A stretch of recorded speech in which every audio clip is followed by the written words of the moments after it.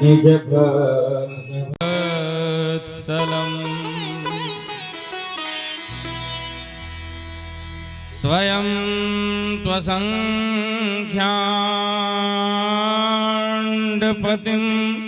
परात्परम् राधापतिं त्वां शरणं व्रजाम्यहम्।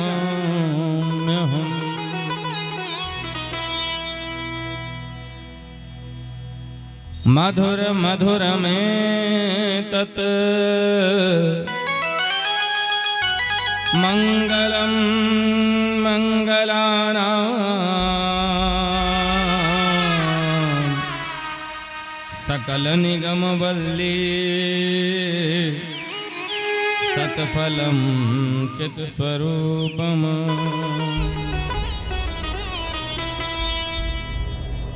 सकृदपि परिगीतं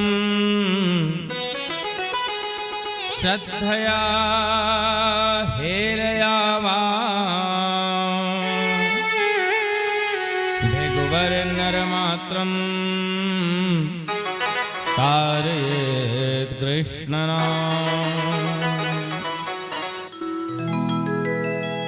तस्मै नमो मधुजितं घ्रिसरोजभृङ्गम्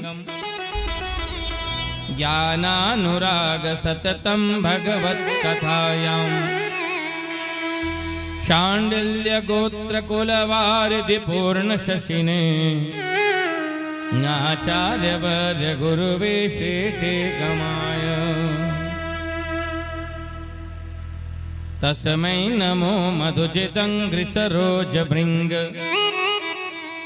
शाण्डिल्य गोत्र कुलवारिधि पूर्ण शशिने श्रेष्ठे कमाय गुरवे प्रपरप्रचापे नित्यं यदीय चरणौ शरणं मदीयम्।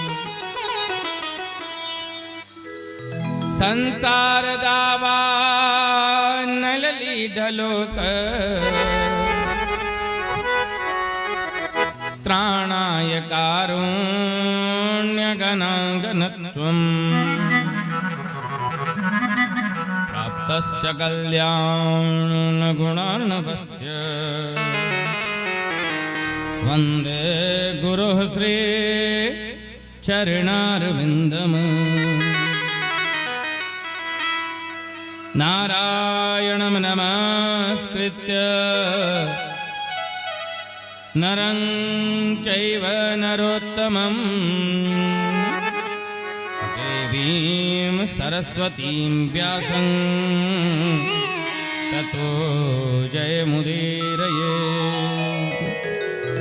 बोलिए बांके बिहारी लाल की, राधा रानी सरकार की, श्री गोपाल लाल की, भागवत महापुराण की, सप्ताह ज्ञान यज्ञ की, श्री वेद व्यास जी भगवान की, श्री सुखदेव जी महाराज की, श्री स्वामी जी महाराज की, श्री सद्गुरुदेव भगवान की, बोलिए सत्य सनातन धर्म की जय जय श्री राधे जय जय श्री राधे जय जय श्री राधे। विजयी भव विजयी भव विजयी भव। भगवान का जयकारा उच्च स्वरस्तम बद सर्वदैव। भक्तगणों, धीरे से कभी भगवान का जयकारा मत लगाना, जोर से लगाना, पूरी शक्ति से लगाना। वैसे भी कहा जाता है जितनी शक्ति उतनी भक्ति, तो तुम अपनी शक्ति के अनुसार भक्ति करो, तुम्हारी शक्ति बढ़ाते चलेंगे प्रभु। हाँ, जोर से चिल्लाना चाहिए। जयकारा लगा करके बोलो विजयी भव। देखो, भगवान की विजय तो वैसे भी होगी ही होगी, उनको तो कोई हरा नहीं सकता। लेकिन अगर हम लोग भगवान को बोल दें विजयी भव, तो भगवान की ये आदत है, उनके साथ तुम जैसा व्यवहार करोगे वैसा ही व्यवहार वो तुम्हारे साथ करेंगे। जो भक्त कह देता है प्रभु आपकी जय हो, आपकी विजय हो, भगवान उस भक्त को संसार में कभी हारने नहीं देते, कभी डूबने नहीं देते, कभी गिरने नहीं देते, बचा लेते। अनंता अनंत कोटि ब्रह्मांड नायक जगदाधार जगदीश, समस्त ईश्वरों के ईश, गोपी जनवल्लभ करुणा वरुणालय, कोटि कोटि कंदर्प की सुंदरता को छीन लेने वाले, भक्तों के चित्त को चुरा लेने वाले कमल नयन भगवान श्री कृष्ण की असीम अनुकंपा से चारधाम मंदिर के बाबा बोले, उनकी कृपा से ही, उनके आशीर्वाद से ही आज हम सभी भक्तगण श्रीमद् भागवत सप्ताह ज्ञान यज्ञ के शरण में आकर के बैठे। और ये आयोजन दिवंगत हमारी बहन दुर्गा राजपूत, उनकी पुण्य स्मृति में प्रथम वर्षी के अवसर पर उनके परिवार, ठाकुर परिवार के द्वारा इस आयोजन में, जिसमें कि उनकी बहन लक्ष्मी राजपूत जी, भतीजे विक्रम सिंह चौहान, सुशील भैया हमारे, और उनकी धर्मपत्नी और उनका परिवार, और आप सब भी, हमारे डॉक्टर साहब बैठे यहाँ पे, ये भी जजमान परिवार के साथ बिल्कुल, और हमारी भामाशाह चौक की माताएं सब, समिति वाली सभी बिल्कुल कदम से कदम मिलाकर चल रहे हैं। जजमान परिवार के साथ सभी इस पुण्य सप्ताह ज्ञान यज्ञ का जो ये पुण्य कर्म है, इसमें आप सभी समान रूप से सहभागी हैं। बाकी बिहारी का आशीर्वाद, भागवत भगवान का आशीर्वाद आप सबके ऊपर बना रहे इसी प्रकार से। और यह प्रांगण भी धन्य है। हमारे राजू कश्यप जी, उनके परिवार को भी निमंत्रण है ना भाई, उन्हीं के इस प्रांगण में ये दूसरी कथा होने जा रही है। और भी दुर्गा जी तो बैठती ही हैं प्रतिवर्ष, बहुत बोलिए भागवत भगवान की जय। भागवत क्या कह रही है? पद्म पुराण में सर्वप्रथम भागवत के महात्म को बताया जा रहा है। भागवत के महात्म का पहला श्लोक कहता है, सच्चिदानंद रूपाय विश्वोत्पत्त्यादि हेतवे तापत्रय विनाशाय श्री कृष्णाय वयं नुमः। हरे नमः। जिन सच्चिदानंद घन परमात्मा से इस जगत की उत्पत्ति होती है, पालन होता है एवं संहार हो जाता है, जो तीनों प्रकार के तापों का नाश करने वाले हैं,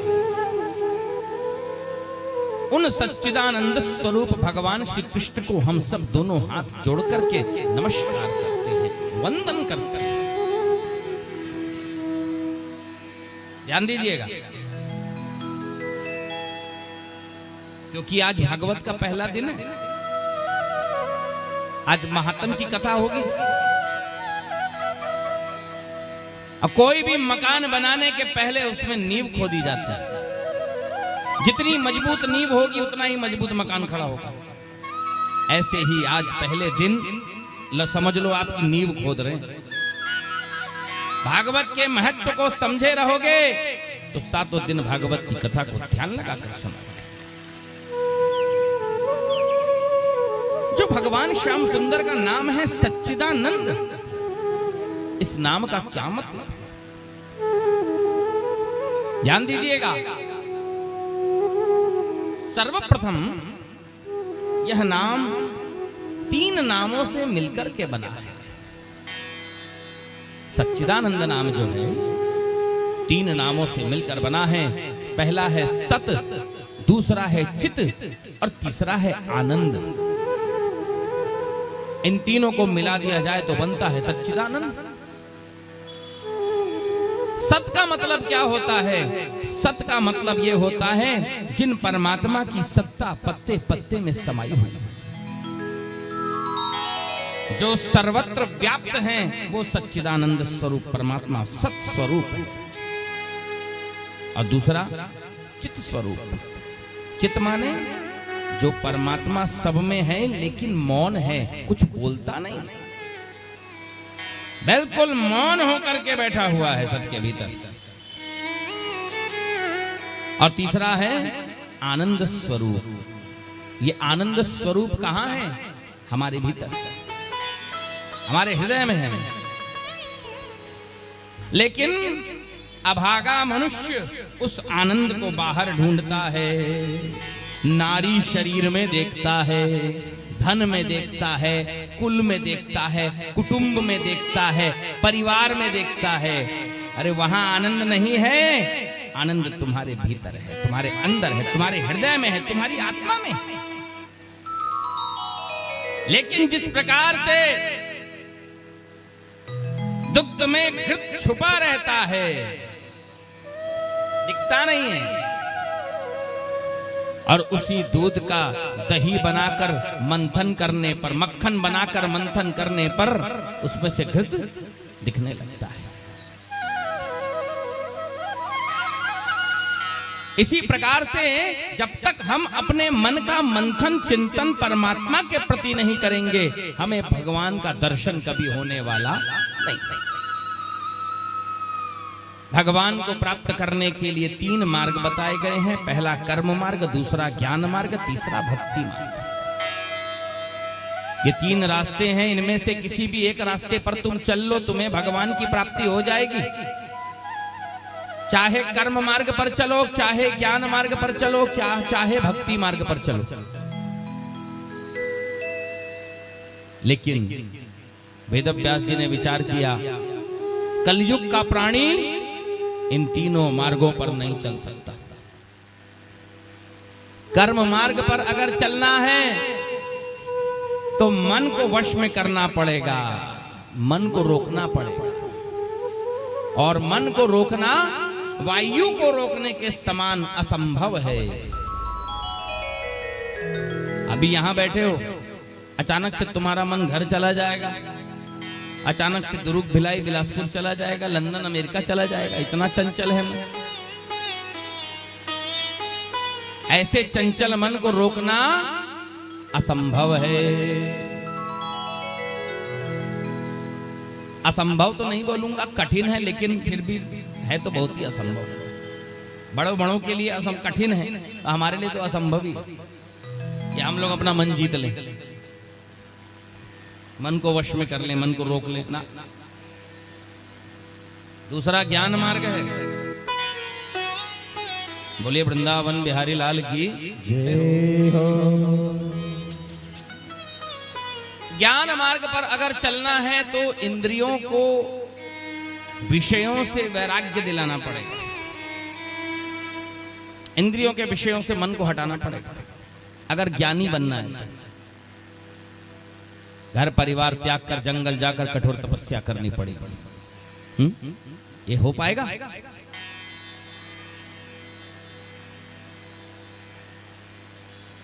एक दिन के लिए बोल दें भैया ये सब कुछ छोड़ छाड़ के चले जाओ, जंगल में रहो, 24 घंटा गुजारो, अरे नहीं महाराज, वहां चाय कौन दी ही बोला?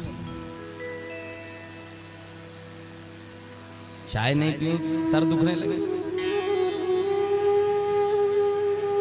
जो मनुष्य एक साधारण सी चाय का त्याग नहीं कर सकता, गुटखा पान बीड़ी का त्याग नहीं कर सकता, वो घर गृहस्थी का त्याग कहां से करेगा? बताओ बताओ। ज्ञान मार्ग बहुत कठिन है। और तीसरा है भक्ति मार्ग, ये भी कोई सरल नहीं है, क्योंकि भक्ति मार्ग में रोना परमावश्यक है। ध्यान दीजिए,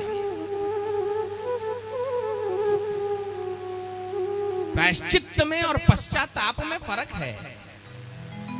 हम जो दान पुण्य करते हैं वो हमारा प्रायश्चित्त, कोई पाप हमसे हो गया तो उसके बदले में कुछ पूजन कर देंगे, दान कर देंगे, ये हमारा प्रायश्चित्त।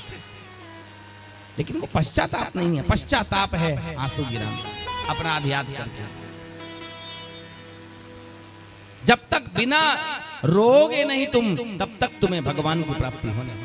भक्ति बिना रोए सिद्ध होने वाली नहीं है, और बिना प्रेम के व्यक्ति रोने वाला भी नहीं है। और भक्ति के मार्ग में तो रात दिन आंसू गिराते हुए रोना पड़ता है, थोड़ी देर के लिए नहीं, कंटिन्यू, बस रोते रहो, रोते रहो, रोते रहो, रोते रहो। भक्ति मार्ग भी बहुत कठिन है, नहीं हो पाएगा। ये विचार करके वेद व्यास जी ने अपने मन में सोचा कि अगर कलयुग का प्राणी कर्म मार्ग पर भी नहीं चल सकेगा, ज्ञान मार्ग पर भी नहीं चल सकेगा, भक्ति मार्ग पर भी नहीं चल सकेगा, तो उसका कल्याण आखिर कैसे होगा। ये सोच करके ही वेद व्यास जी ने भागवत महापुराण की रचना कर दिया। बोलिए भागवत भगवान की जय।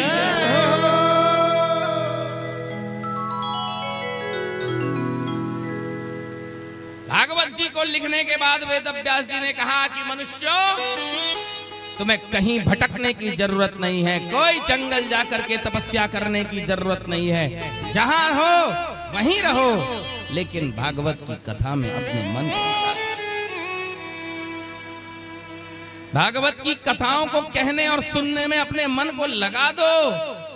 तुम्हें कहीं बाहर नहीं जाना पड़ेगा, घर बैठे बैठे तुम्हारा कल्याण हो जाएगा। गोपियां कहीं नहीं गई थी, गोपियां घर में रहती थी, लेकिन भगवान कृष्ण की चर्चा करते रहती थी। भगवान गोपियों के घर में बिन बुलाए चले जाते थे।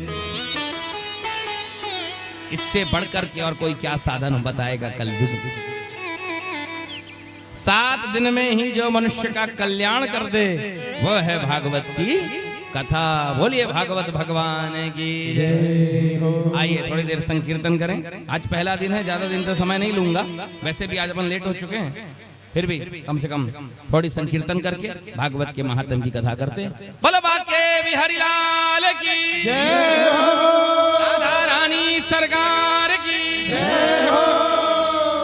जय जय राधा रमण हरि बोल, जय जय राधा रमण हरि बोल, जय जय राधा रमण हरि बोल, जय जय राधा रमण हरि बोल, जय जय राधा रमण हरि बोल, जय राधा रमण हरि बोल, जय जय राधा रमण हरि बोल,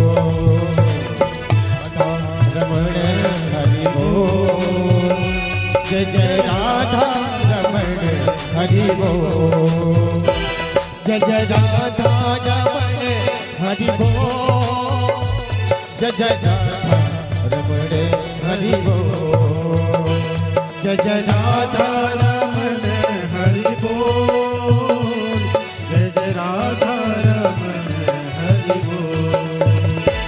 जय जय राधा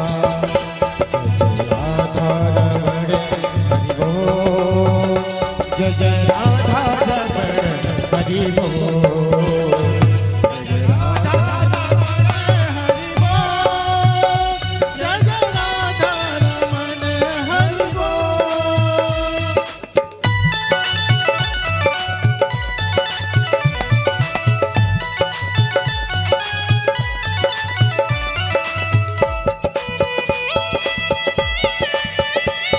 प्रेम से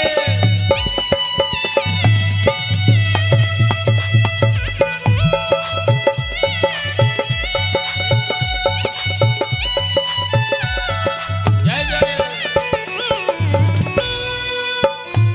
मन में है बसी बस चाह यही, भक्त कह रहा है। भक्त अपने मन की बात बता रहा है प्रभु से। मन में है बसी बस चाह यही, मन में है बसी एक चाह यही, राधे नाम तुम्हारा उच्चारा करूं, राधे नाम तुम्हारा उच्चार करो, ओ कृष्ण नाम तुम्हारा उच्चारा करूं, कृष्ण नाम तुम्हारा उच्चार करो, बिठला के तुम्हें मन मंदिर में, बिठला के तुम्हें मन मंदिर में, मन मोहनी रूप निहारा करूं, मनमोहनी रूप निहार करो, मन मोहनी रूप निहारा करूं, मनमोहनी रूप निहार करो, भर के दृग पात्र में प्रेम का जल, भर के दृग पात्र में प्रेम का जल, पद पंकज नाथ पखारा करूं, पद पंकज नाथ पखार करो, पद पंकज नाथ पखारा करूं, पद पंकज नाथ पखार करो, बन प्रेम पुजारी तुम्हारा प्रभु, बन प्रेम पुजारी तुम्हारे प्रभु, बन प्रेम पुजारी तुम्हारा प्रभु, पुजारी तुम्हारे प्रभु, नित्य आरती भव्य उतारा करूं, नित्य आरती भव्य उतार करो, ओ नित्य आरती भव्य उतारा करूं, आरती भव्य उतार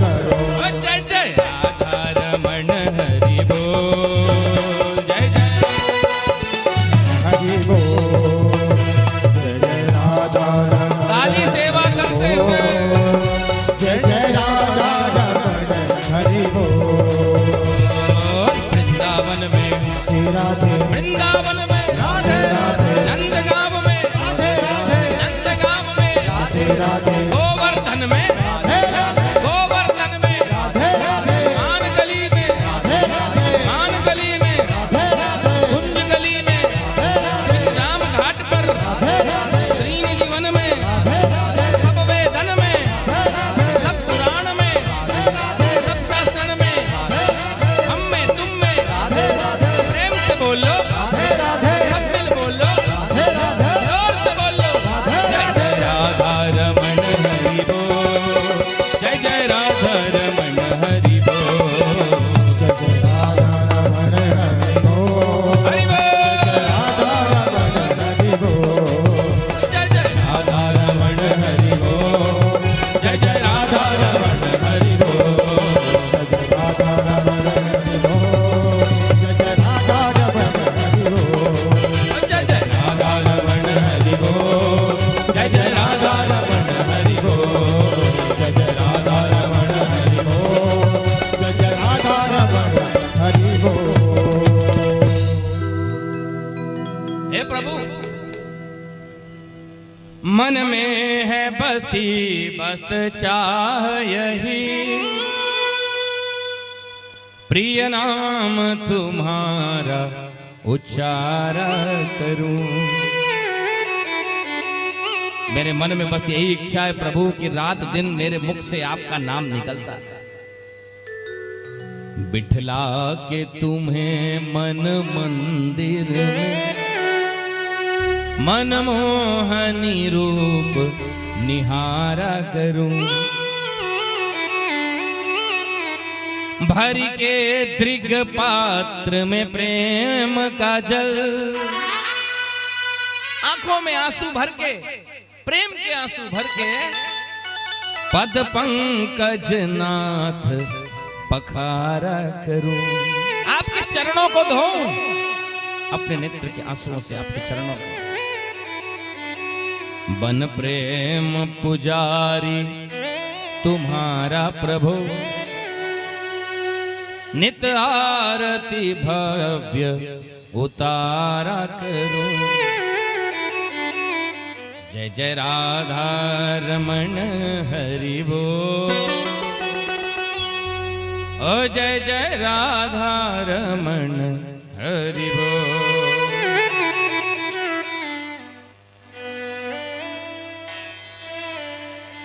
बस भगवान यही करें, सुख में दुख में, लाभ में हानि में, हर एक परिस्थिति में बस उनका नाम चलते रहे, उनके नाम का जाप चलता रहे। अगर उनके नाम का जप चल रहा है तो समझ जाओ कि तुम संपत्ति में हो, सुख में हो। और अगर सुख पाकर के या दुनियादारी की वस्तुएं प्राप्त करके तुम उनका नाम भूल जाते हो, बड़ा सुख मिल गया, गाड़ी मिल गई, घोड़ा मिल गया, घर मिल गया, घूमने चले गए, नाम जब भूल गए, काम आ रहा है, पैसा आ रहा है, नाम जब भूल गए तो समझ जाओ कि तुम विपत्ति में हो, संपत्ति में नहीं हो। विपत् विस्मरणम विष्णु संपन्न नारायण स्मृति। विष्णु को भूल जाना विपत्ति है, विष्णु का स्मरण करना संपत्ति है। और स्मरण कब कैसे करोगे? जब उनकी कथा सुने रहोगे तभी तो स्मरण करोगे। यही है भागवत की कथा। ऐसी पुण्य प्रदायिनी है भागवत की कथा। महात्म्य में कथा आगे बढ़ रही है। नैमिषे सूतमासीन अभिवाद्य महामतिम कथामृतरसास्वाद कुशलः शौनको ब्रवीत्। हरे नमः। एक बार भागवत कथामृत का रसास्वादन करने में कुशल शौनक जी महाराज श्री सूत जी महाराज के चरणों में प्रणाम करके बड़ा सुंदर प्रश्न पूछ रहे हैं।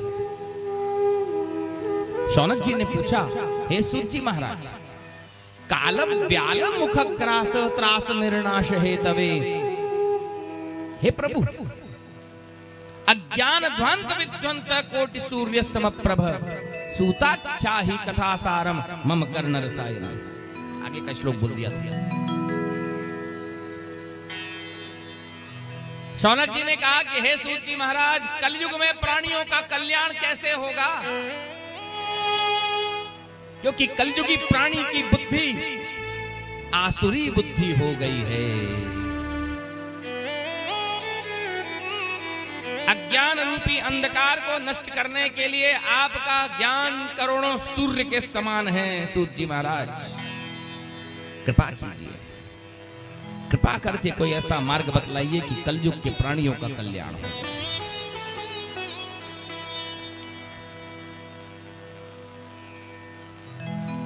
आनंद कंद ब्रज वल्लभ भगवान श्री कृष्ण के दर्शन का सबसे सरल उपाय क्या है? कृपा करके बतलाइए।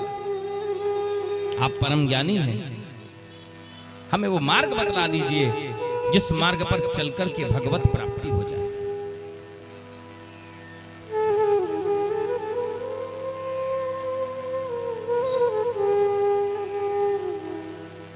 शौनक जी के प्रश्न को सुनकर सूत जी महाराज कह रहे हैं, हे शौनक जी,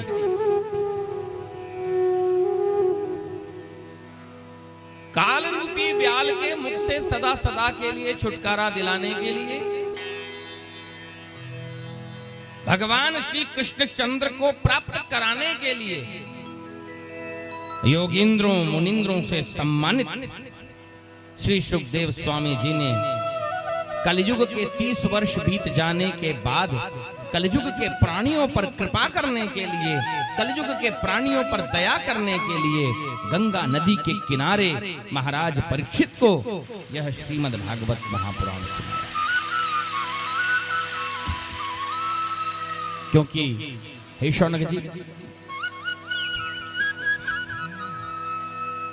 मन की शुद्धि के लिए भागवत से बढ़कर के दूसरा कोई साधन नहीं। ध्यान देना इस बात।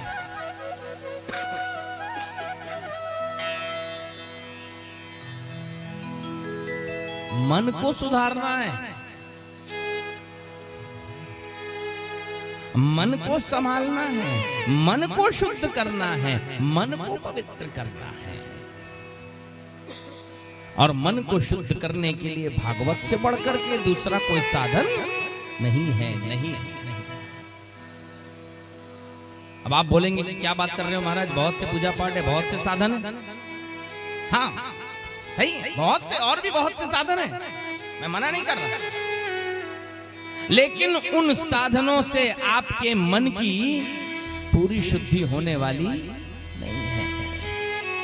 किसी से 50% शुद्ध होगा, किसी से 60%, किसी से 80% तक शुद्ध हो जाएगा, लेकिन 100% किसी से शुद्ध होने वाला नहीं। 100% शुद्ध तो केवल भागवत जी से ही होगा।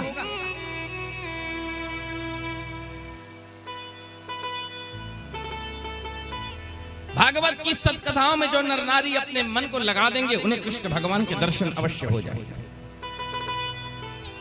मन की सुंदरता के आगे तन की सुंदरता कुछ भी नहीं, धन की सुंदरता कुछ भी नहीं, जन की सुंदरता कुछ भी नहीं। मानव का मन यदि सुंदर है तो इसकी जरूरत कुछ भी नहीं। धनहीन बना दो औरों को धनवान तभी बन सकते हो, बलहीन बना दो औरों को बलवान तभी बन सकते हो। पापों की कमाई है दौलत, औरों की ठगाई है दौलत। यहाँ न्याय की दौलत के आगे अन्याय की दौलत कुछ भी नहीं। मानव का मन यदि सुंदर है तो इसकी जरूरत कुछ भी नहीं। मन को सुधारो। तुम्हारा मन अगर सुधर गया, पवित्र हो गया, और कुछ करने की जरूरत नहीं।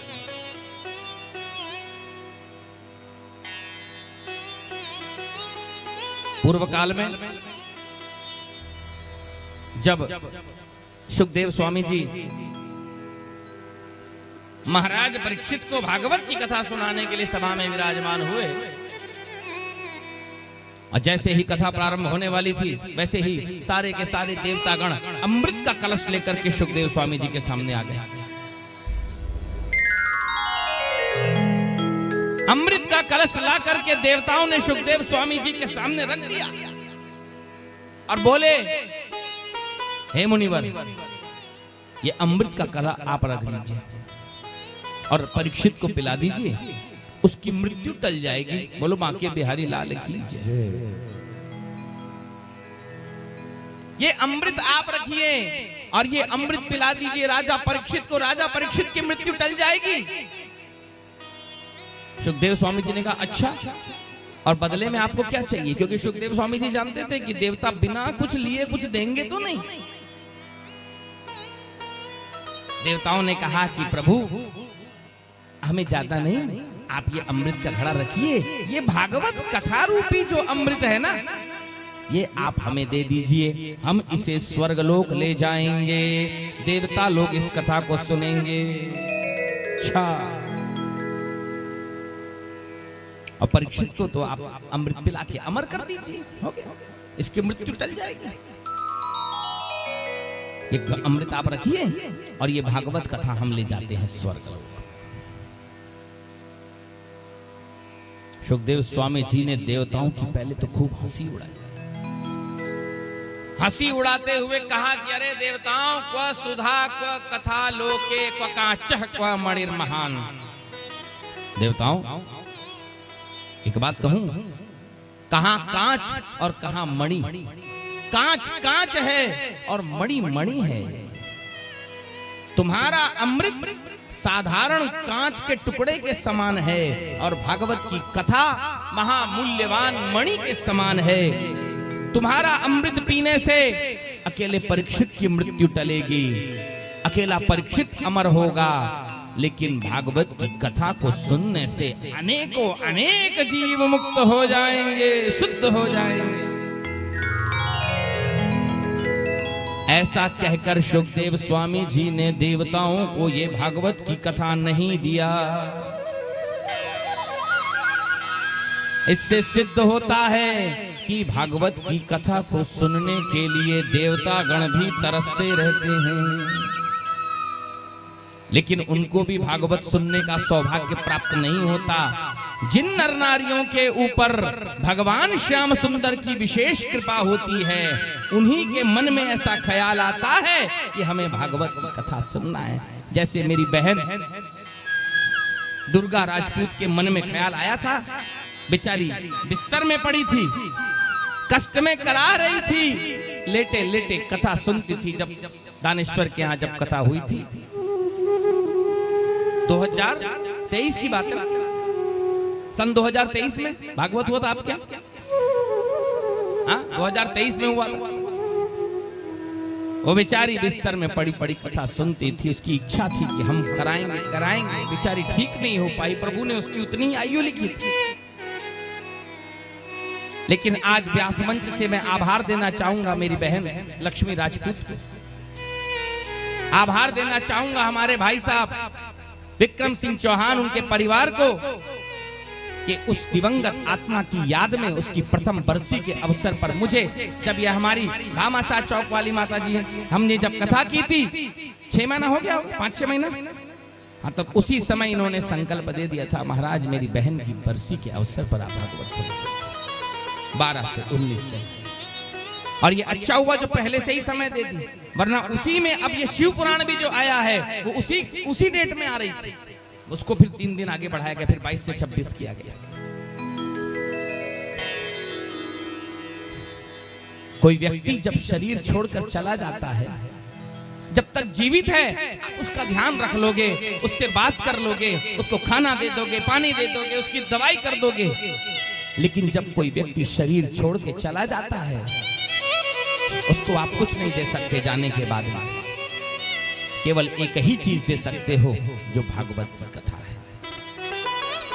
भागवत में लिखा है कि जिन नर नारियों के घर में भागवत की कथा का आयोजन होता है, या जो नर नारी भागवत की कथा का आयोजन कराते हैं, उन नर नारियों के जितने भी पितर हैं, क्योंकि कुछ को तो जानते हो तो उनकी फोटो भी लगी है, और कईयों को तो जानते भी नहीं, जितने भी पितर हुए हैं आज तक तुम्हारे, सबके सब पितर मुक्त हो रहे हैं, सबके सब पितर आनंद में हैं, पितृलोक में उनको बड़ा सम्मान मिलता है कि तेरे वंशज ने भागवत की कथा का आयोजन कराया।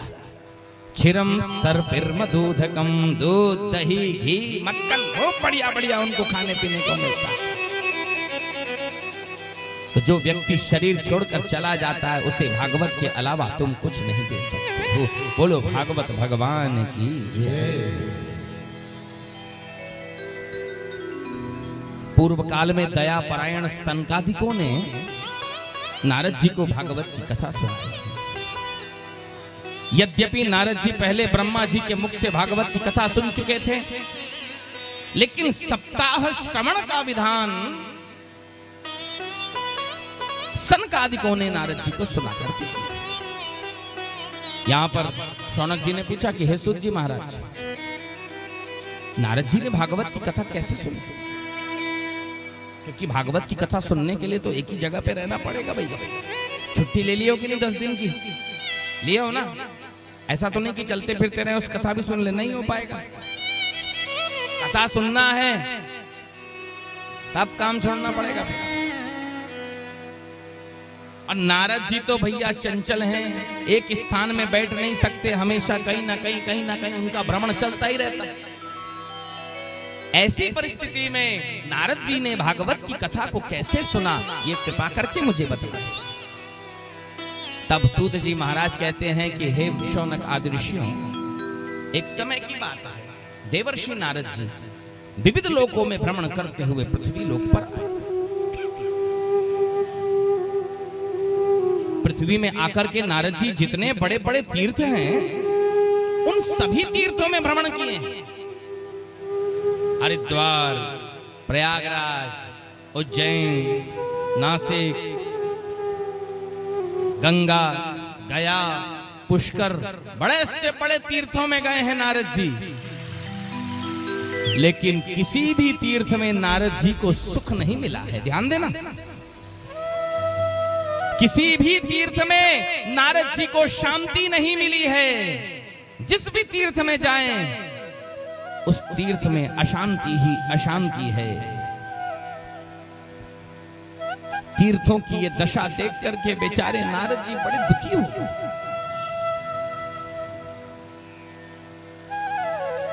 तीर्थ में व्यक्ति जाता है शांति प्राप्त करने के लिए, आनंद प्राप्त करने के लिए, सुख के लिए। नारद जी भी गए, लेकिन तीर्थों की दुर्दशा देख करके बड़े दुखी हो गए। दुखी होकर के भोले भाले देवर्षि नारद वृंदावन पहुंचे। बोलो वृंदावन धाम की जय। यमुना जी के किनारे जैसे ही यमुना जी के किनारे पहुंचे, नारद जी को बड़ा आश्चर्य हुआ। उन्होंने देखा एक युवती स्त्री दुखी मन से बैठी है।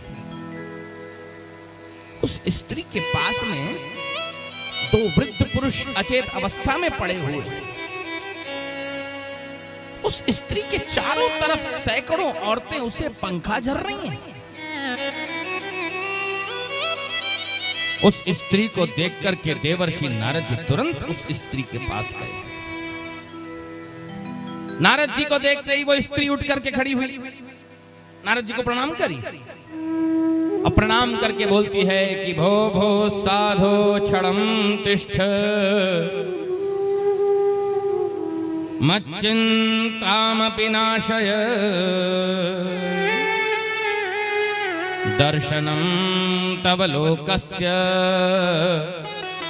सर्वथा हरम परम। हरे नमः। वो युवती दोनों हाथ जोड़ करके नारद जी को बोलती है कि भो भो साधो क्षणम तिष्ठ। हे महात्मा जी, हे देवर्षि, रुकिए रुकिए रुकिए, क्षण भर के लिए ठहरिए, मेरी चिंता का नाश कीजिए। आपका दर्शन करने से मुझे परम आनंद मिल रहा है।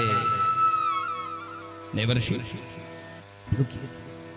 नारद जी रुक गए, लेकिन रुक करके नारद जी ने कहा कि देवी तुम अपना परिचय दो पहले, तुम कौन हो, तुम्हारा क्या नाम है, ये दोनों वृद्ध पुरुष तुम्हारे क्या लगते हैं, ये देवियां जो तुम्हारी सेवा कर रही हैं कौन है, ये आश्चर्य मुझे समझ नहीं आ रहा।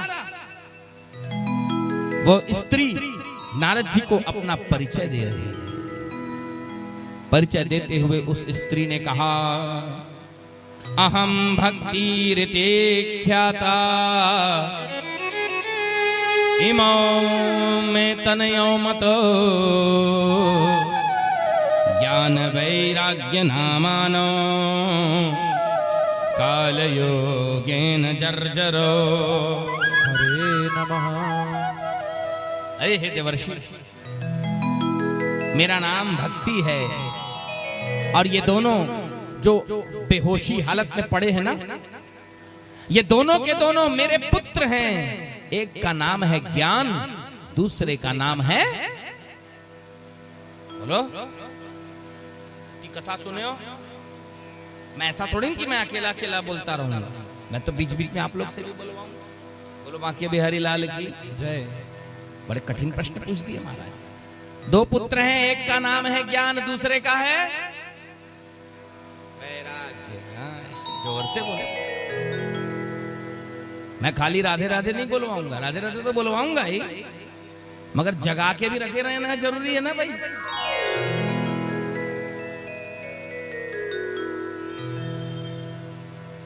ये दोनों मेरे पुत्र हैं प्रभु, एक का नाम है ज्ञान, दूसरे का नाम है वैराग्य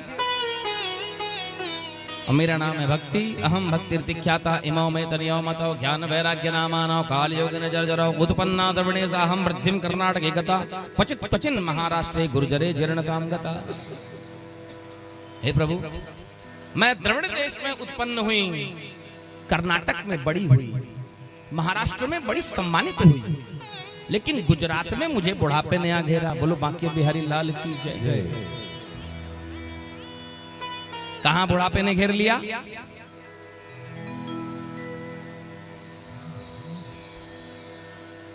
गुजरात का मतलब क्या होता है?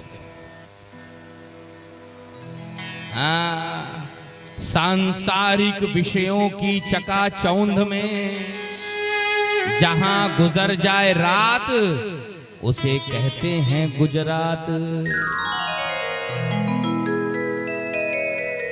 कोई जगह मत समझ लेना।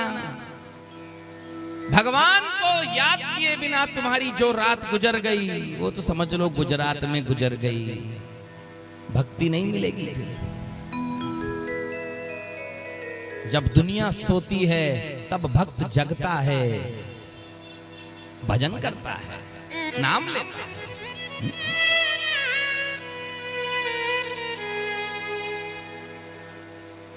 भक्ति महारानी कह रही है कि प्रभु गुजरात में मुझे बुढ़ापे ने आ घेरा, वहां पाखंड के कारण मैं छिन्न भिन्न हो गई।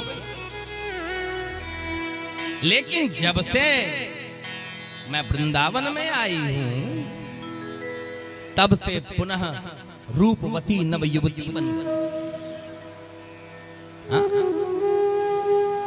वृंदावन में आते ही मेरे शरीर में चेतना आ गई, जोश आ गया है।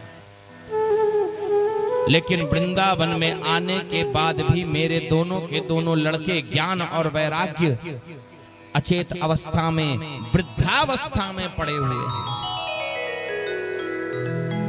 मैं उनकी मां होकर के जवान हो गई, लेकिन मेरे बेटे बुढ़े बने बने। और ये जो देवियां मेरी सेवा कर रही है ना, ये देवियां कोई और नहीं है, ये गंगा जमुना आदि नदियां हैं, मेरी सेवा करने के लिए आई है। हे देवर्षि, मेरे बच्चों का कल्याण कीजिए। आप परम ज्ञानी हैं, इन्हें चेतना में लाइए। भक्ति के मुख से इस बात को सुन करके नारद जी समझ गए कि ये भक्ति है, इसके पुत्र हैं। नारद जी ने उन ज्ञान और वैराग्य को चेतना में लाने के लिए 17 पुराण पढ़ डाले, 4 वेद पढ़ डाले, वेद वेदांत के सब कुछ सुना डाला। थोड़ी सी चेतना आती फिर बेहोश होकर के दोनों गिर जाते। नारद जी ने सोचा कि अब इन दोनों को मैं होश में कैसे लाऊं। तपस्या करने की सोचे हैं देवर्षि। बद्रिकाश्रम जाने लगे तपस्या करने के लिए। बीच रास्ते में देवर्षि नारद जी को संत शिरोमणि सनकादिकों का दर्शन हो गया है, क्योंकि आकाशवाणी ने कह दिया था कि ज्ञान और वैराग्य को सचेत करने का उपाय तुमको संत शिरोमणि बताएंगे। ये आकाशवाणी हुई थी, लेकिन ये नहीं कहा था कि कौन है वो संत शिरोमणि। सनकादिकों को देखते ही नारद जी को विश्वास हुआ, यही है वो संत शिरोमणि जो मुझे ज्ञान और वैराग्य को सचेत करने का उपाय बताएंगे। सनक, सनंदन, सनातन और सनत कुमार, ये चारों हरि शरणम मंत्र का जाप करते रहते हैं। इन्हीं चारों संत शिरोमणि का दर्शन देवर्षि नारद जी को। बोलिए बांके बिहारी लाल जय हो। किस मंत्र का जाप करते हैं सनकादिक? हरि शरणम। बोलो, हरि शरणम मने मैं हरि की शरण में हूं। इसमें कोई गच्छामी अच्छामी लगाने की जरूरत नहीं। लोग लगाते हैं ना कृष्ण शरणम गच्छामी। गच्छामी मतलब जाऊंगा। अरे जाना कहाँ है? जहां बैठे हो वहीं बोलो हरि शरणम, हरि शरणम, कृष्ण शरणम, कृष्ण शरणम। जो हरि की शरण में रहेगा उसे कोई बाधा कभी नहीं आने वाली। हरि शरणम, हरि शरणम, हरि शरणम, हरि शरणम, हरि शरणम, हरि शरणम, हरि शरणम, हरि शरणम, हरि शरणम, हरि शरणम, हरि शरणम, हरि शरणम, हरि शरणम, बोलो सब कोई। हरि शरणम, हरि शरणम, हरि शरणम। हे नारद की वीणा से यही आवाज आती है। नारद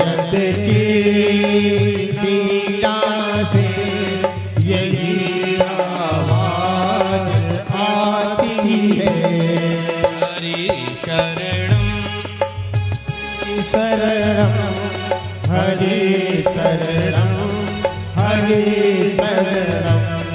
अरे शंकर के डमरू से यही आवाज आती है। शंकर के डमरू से यही आवाज आती है। हरि शरणं हरि शरणं हरि शरणं हरि शरणं। हरि शरणं प्रेम से हरि शरणं हरि शरणं हरि शरणं। हरि शरणं हरि शरणं हरि शरणं हरि शरणं। हरि शरणं राधे राधे। हरि शरणं हरि शरणं हरि शरणं। कृष्ण शरणं कृष्ण शरणं कृष्ण शरणं कृष्ण शरणं। कृष्ण शरणं कृष्ण शरणं कृष्ण शरणं कृष्ण शरणं। हरि शरणं हरि शरणं हरि शरणं हरि शरणं। हरि शरणं हरि शरणं हरि शरणं हरि शरणं। हरि शरणं हरि शरणं हरि शरणं हरि शरणं। हरि शरणं हरि शरणं हरि शरणं हरि शरणं। नारद जी को देखते ही सनकादिकों ने पूछा कि मुनिवर आप इतने उदास क्यों दिखाई दे रहे हैं। नारद जी ने सारी बात बता दी कि ऐसी ऐसी बात है, ये सोच करके मैं पृथ्वी पर आया था। पृथ्वी में आकर के बड़े बड़े तीर्थों में मैं भ्रमण किया, लेकिन किसी भी तीर्थ में मुझको शांति नहीं मिली। मैं वृंदावन पहुंचा, वहां ऐसा ऐसा हुआ। ज्ञान और वैराग्य को सचेत करने के लिए मैं बड़ा चिंतित हूं। मैंने सभी उपाय करके देख लिए, लेकिन ज्ञान और वैराग्य को होश नहीं आया, इसीलिए मैं चिंतित हूं। सनकादिकों ने कहा कि मां चिंताम कुरु देवर्षे हर्षम चित्ते समावह उपायः सुख साध्योत्र वर्तते पूर्व एव हि। मत चिंता करिए नारद जी, आप प्रसन्न हो जाइए, क्योंकि ज्ञान और वैराग्य को सचेत करने का उपाय हम आपको बता रहे हैं। और वह उपाय है श्रीमद् भागवत पारायण।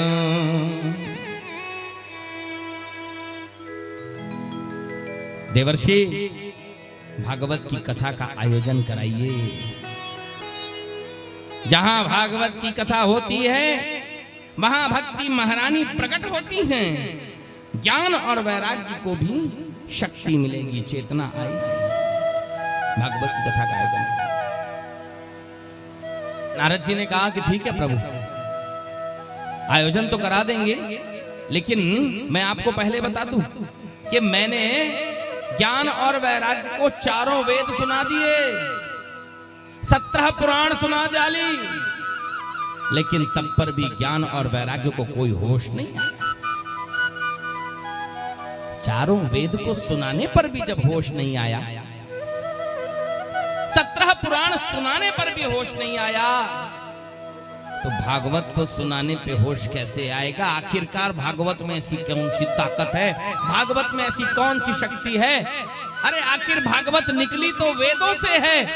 जब मैंने वेद सुना दिए तब भी होश नहीं आया, तो भागवत को सुनाने से होश कैसे आ जाएगा। बोलो बांके बिहारी लाल की। नारद जी की बात में पॉइंट है, कैसे हो सकता।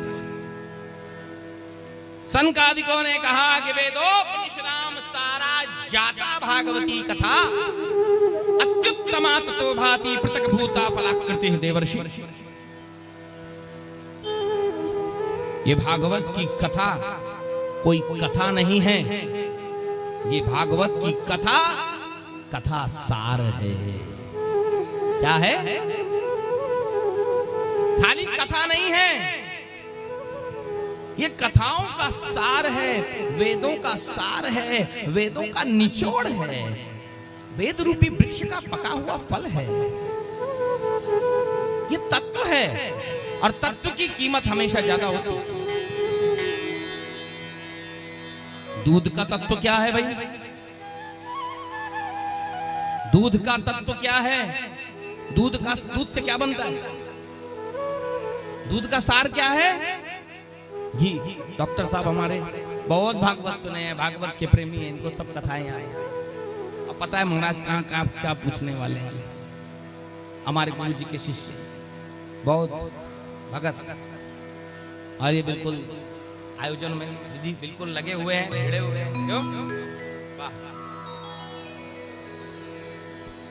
दूध का सार क्या है? एक घी बोले थे, फिर भी दही मक्खन बोला। अब मेरे को आधी अधूरी छत्तीसगढ़ी आती है भाई, यहाँ सीखूंगा मैं। पिछली बार भामाशाह चौक में कथा किया था, बढ़िया छत्तीसगढ़िया भजन लिख लिख के गया हूँ, याद भी करता हूँ थोड़ा थोड़ा। गाढ़ा गाढ़ा जो हार।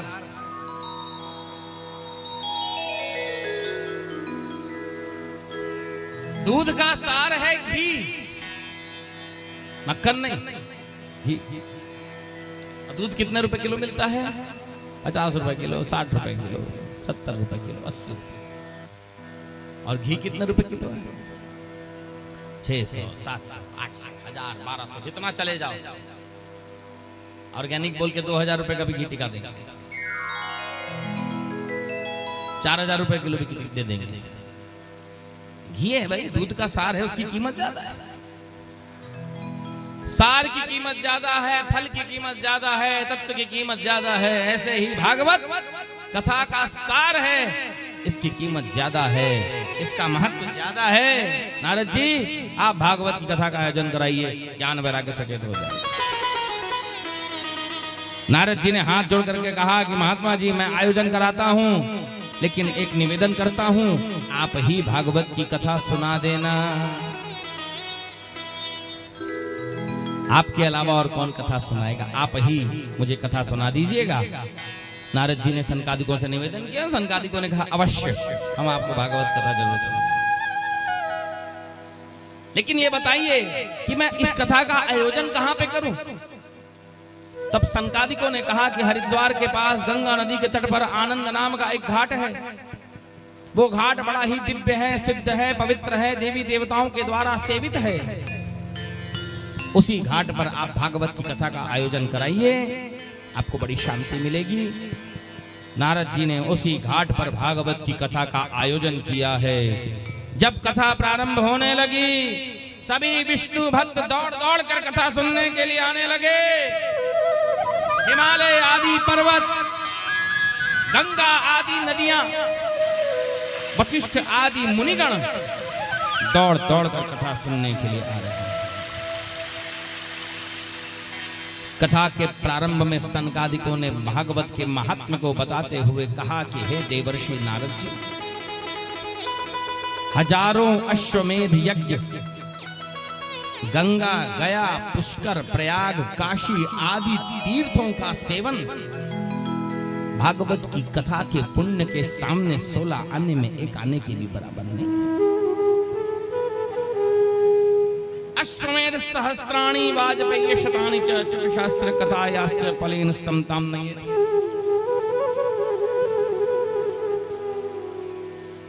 भागवत की कथा को सुनते ही पाप कांप उठते हैं, शीघ्र ही भगवत प्राप्ति होती है। जो नर नारी सोने के सिंहासन पर रखकर भागवत की कथा का दान करते हैं, उन नर नारियों को भगवान की सायुज्य मुक्ति अवश्य प्राप्त हो जाती है। जिन नर नारियों ने अपने पूरे जीवन में एक बार भी भागवत की कथा नहीं सुनी, जो जानते ही नहीं है भागवत क्या होती है, उन नर नारियों का जीवन व्यर्थ है। उन नर नारियों का जीवन पशुओं के समान है, चंडाल के समान है। वह नर नारी क्यों पैदा हुए? उन नर नारियों के पैदा होने की एक ही वजह है, अपनी मां को प्रसव पीड़ा देने के लिए पैदा हुए, और उनका कोई काम नहीं। जिन्होंने अपने जीवन में एक बार भी भागवत की कथा नहीं सुनी, उनका जीवन व्यर्थ है।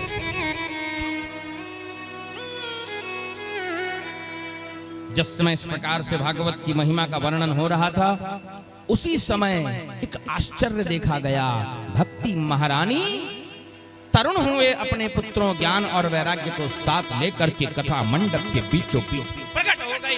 देवतागण धुंध भी बजाते फूल बरसाए। बलवा के बिहारी लाल की जय हो। कि भक्ति सुतौ तौ तरुणौ गृहीत्वा प्रेमैक रूपा सहसा विरासी। श्री कृष्ण गोविंद हरे मुरारे नाथेति नामानि मुहुर्वदन्ति। हरे नमः। भागवत के अर्थों का आभूषण पहने हुए भक्ति महारानी तरुण हुए अपने पुत्रों ज्ञान और वैराग्य को साथ में लेकर के प्रकट। उन्हें देखते ही सभी सभासद आश्चर्य करने लगे। लोगों ने पूछा कि ये देवी कौन है, कहां से प्रकट हुई हैं? सनकादिकों ने कहा कि श्रोताओं, ये भक्ति महारानी हैं, अभी अभी भागवत की कथा से प्रकट हुई।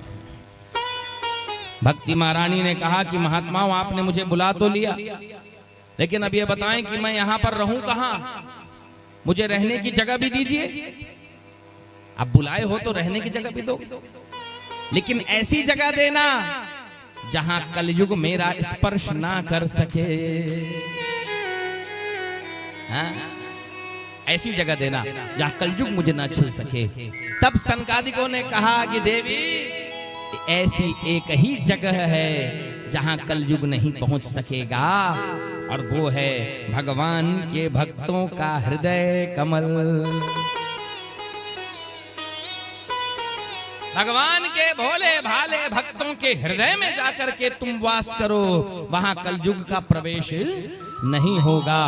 सनकादिकों के इतना कहते ही भक्ति महारानी भगवान के भक्तों के हृदय में प्रवेश कर गई, और जैसे ही भक्ति भगवान के भक्तों के हृदय में प्रवेश करी है, भगवान से नहीं रहा गया। भगवान अपना धाम छोड़ करके उसी कथा मंडप में प्रकट हो गए। देवता गणधुंध भी बजाते हुए फूल बरसाए हैं। श्री कृष्ण गोविंद हरे मुरारे, हे नाथ नारायण वासुदेवा। श्री कृष्ण गोविंद हरे मुरारे, हे नाथ नारायण वासुदेवा। श्री कृष्ण गोविंद हरे मुरारे, हे नाथ नारायण वासुदेवा। कृष्ण गोविंद हरे मुरारे, हे नाथ नारायण वासुदेवा। हे नाथ नारायण वासुदेवा। हे नाथ नारायण वासुदेवा। हे नाथ नारायण वासुदेवा। हे नाथ नारायण वासुदेवा। हे मुरारे, हे नाथ नारायण वासुदेवा।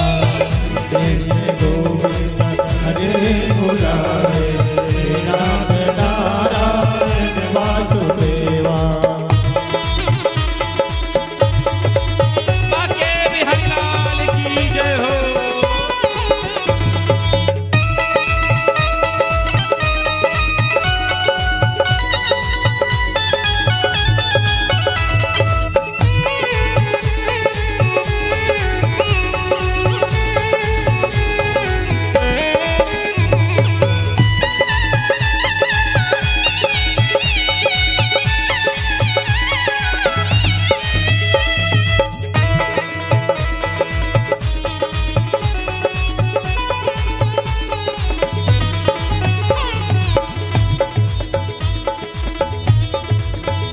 हरे कृष्णा कृष्णा कृष्णा हरे हरे। हरे Krishna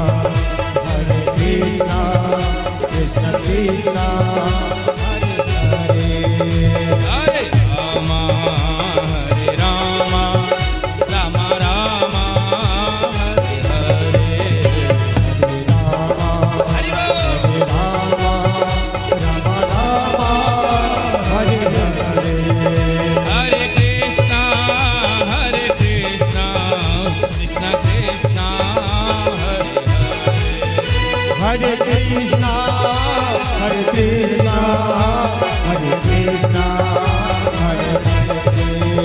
Hare Rama, Hare Rama, Rama Rama, Hare Hare. Hare Rama, Hare Rama, Rama Rama, Hare Hare. Hare Krishna, Krishna Krishna, Hare Hare.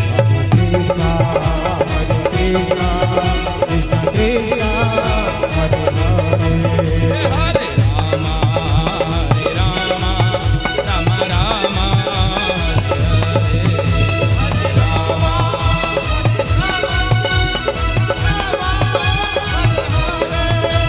Shri Krishna Govinda Hare Murari, He Nath Narayan Vasudeva.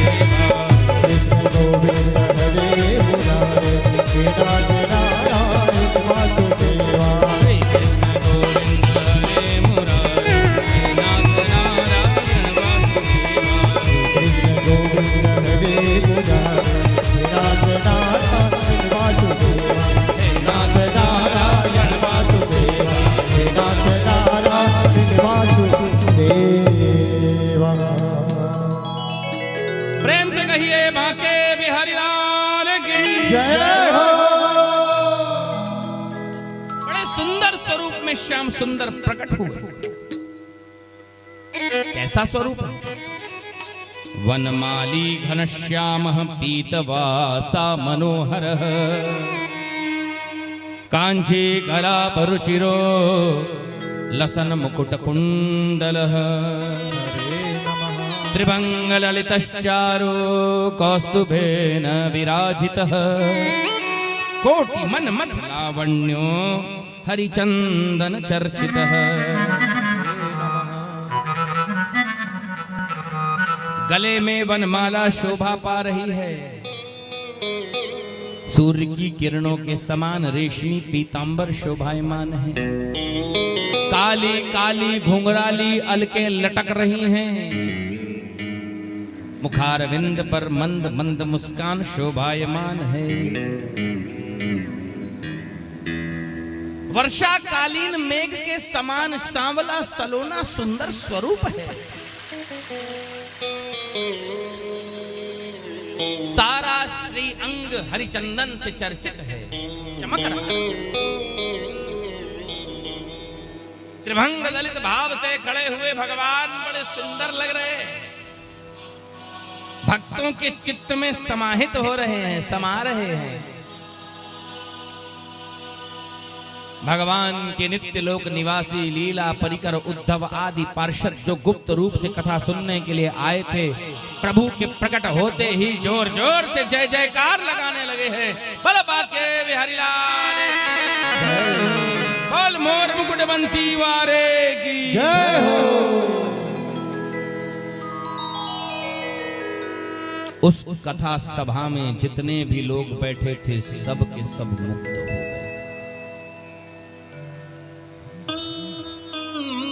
Narad ji को बड़ा आश्चर्य लग रहा है। नारद जी ने कहा कि हे महात्माओं, ये मैं क्या देख रहा हूं? इस कथा में जो मूर्ख बैठा था, जो दुष्ट बैठे थे, यहां तक कि जो पशु पक्षी भी बैठे थे, सबके सब मुक्त हो गए। एक बात बताइए, भागवत की कथा को सुनने से कौन कौन मुक्त हो जाएगा? के विशुद्ध्यन्ति वदन्तु मह्यं सप्ताह यज्ञेन कथामयेन। किसकी किसकी शुद्धि हो जाएगी भागवत सुनने से? कृपा करके बताइए। सनकादिकों ने कहा कि देवर्षि ऐसा पूछिए कि किसकी शुद्धि नहीं होगी। अरे महाराज, सबकी शुद्धि हो जाएगी। बोले सबकी? हाँ। महान से महान पापी की भी? बोले हाँ। ये मानवः पाप कृतस्तु सर्वदा सदा दुराचार रता विमार्गगा क्रोधाग्निदग्धः कुटिलाश्च कामिनः सप्ताह यज्ञ न कलौ पुनन्ति ते। हरे नमः। जो मनुष्य तरह तरह के पाप करने में लगा हुआ है, सदा दुराचारी है, कुमार्ग पर चल रहा है, क्रोध रूपी अग्नि में जल रहा है, कुटिल है, काम परायण है, दूसरों की उन्नति देखकर ईर्ष्या करने वाला है, छल छद्म परायण है, माता पिता की सेवा से हीन है, दंभी है, पाखंडी है, ब्राह्मणों के धन तक को हड़प लेने वाला है। ऐसा पापी से पापी व्यक्ति भी अगर भागवत की कथा को सुन ले तो वो मुक्त हो जाए। इसी विषय पर मैं तुम्हें एक प्राचीन इतिहास सुनाता हूं नारद, जो कि एक बहुत बड़ा पापी था, लेकिन वो भी भागवत की कथा सुनकर के निष्पाप हो गया।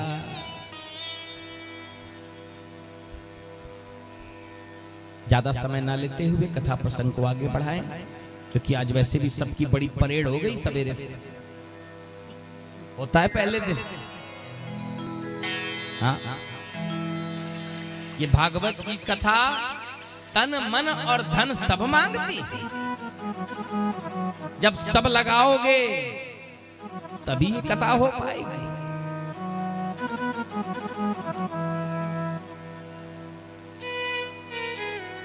तुंगभद्रा तटे पूर्वं भूतपत्तनमुत्तमम् आत्मदेवः पुरे तस्मिन् सर्ववेद विशारदः। हरे नमः। देवर्षि, प्राचीन काल में तुंगभद्रा नदी के तट पर एक अनुपम नगर बसा हुआ था। उस नगर में आत्मदेव नाम का ब्राह्मण रहता है। क्या नाम था ब्राह्मण का? जोर से बोलो, जय माता दी। अरे वो वाला जोर से बोलो, नहीं बोल रहा हूं भाई, जोर से बोलो। क्या नाम था ब्राह्मण का? हाँ, आत्मदेव नामक ब्राह्मण।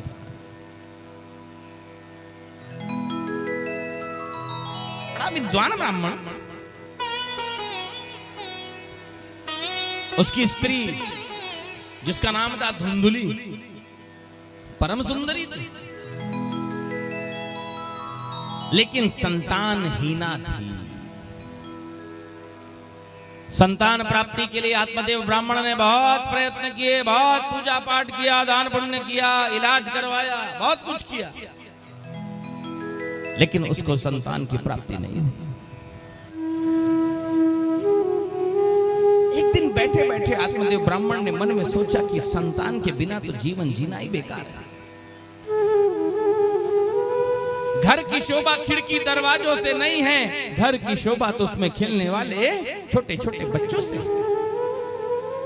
क्या करूं मैं ऐसे जीवन को जिसमें मेरे संतान ही नहीं है? आत्महत्या करने के लिए आत्मदेव ब्राह्मण घर से निकल पड़ा। नहीं जीना है मुझे। घोर जंगल में गया, प्यास लगी है, नदी के किनारे जाकर के चल। जल पीने के बाद उसने देखा कि वहीं पर एक सन्यासी महात्मा जी बैठे हुए। महात्मा के पास जाकर के प्रणाम किया। प्रणाम करके फूट फूट के रोने लगा। महात्मा ने पूछा कि क्या बात है ब्राह्मण देव, क्यों रो रहा है, क्या चाहिए तुझे? सन्यासी की बात को सुनकर के आत्मदेव ब्राह्मण सारी बात बता दिया कि महाराज, मैं संतानहीन ब्राह्मण हूं। संतान प्राप्ति के लिए मैंने बहुत प्रयास किए, लेकिन संतान नहीं हुई। उदास होकर के, निराश होकर के मैं यहाँ आत्महत्या करने के लिए आया। सन्यासी ने आत्मदेव ब्राह्मण के ललाट की रेखाओं को देखकर कहा कि अरे ब्राह्मण देवता, रोना बंद कर, क्योंकि तेरे भाग्य में संतान का सुख नहीं लिखा। एक जन्म छोड़ 7 जन्मों तक तेरे भाग्य में संतान का सुख ही नहीं है। संतान की आशा छोड़ दे, भजन करने में लग जा, मुक्त हो जा।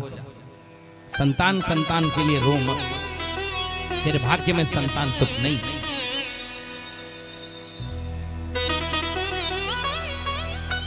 अगर भगवान ने तुझे संतान का सुख नहीं दिया तो ये समझ कि भगवान ने तेरे ऊपर बहुत बड़ी कृपा किया।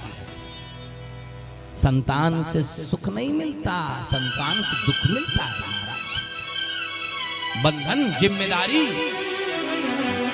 अरे तू क्या, अगर तुझे संतान नहीं मिली तो ये समझ कि तेरे ऊपर कोई बंधन नहीं है, तेरे ऊपर कोई जिम्मेदारी नहीं है। तू बस भजन कर, तेरा कल्याण होगा। आत्मदेव ब्राह्मण बोला, महात्मा जी ये बातें बोलने में आसान है, करने में नहीं। आपने तो बोल दिया। अरे मुझसे पूछिए, बिना संतान के घर काटने दौड़ता है। मैं आत्महत्या करने आया हूं, संतान के बिना मुझे जीवन जीना ही नहीं है, और आप मुझे कहते हैं कि संतान नहीं दिया तो अच्छा हुआ। आप सन्यासी हैं, तपस्वी हैं, अपनी तपस्या के आधार पर मुझे संतान प्रदान कीजिए, वरना यहीं आपके सामने मैं सर पटक पटक के आत्महत्या कर लूंगा और मेरी मौत की जिम्मेदार आप होंगे। सन्यासी बाबा बोले, ले आप बैल मुझे मार वाला हाल हो गया। मैं कहां इसको समझाने चला था, यही मेरे ऊपर मौत का आरोप लगा रहा है,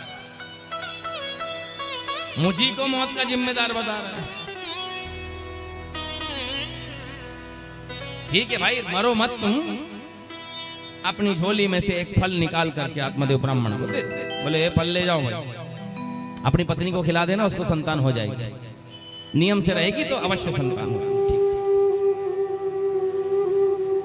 जाते जाते महात्मा ने कहा, एक मिनट रुको पंडित जी, मैंने भले फल दे दिया, आशीर्वाद भी दे रहा हूं संतान हो, लेकिन मैं कह देता हूं कि तेरे भाग्य में संतान का सुख नहीं है।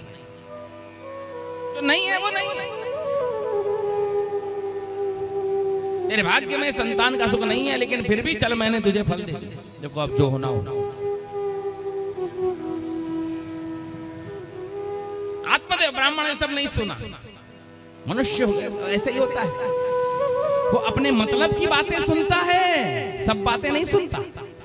जो सुनना होगा वही सुनेगा, और जो मतलब निकालना होगा वही मतलब निकालेगा और डाल देगा सामने वाले को।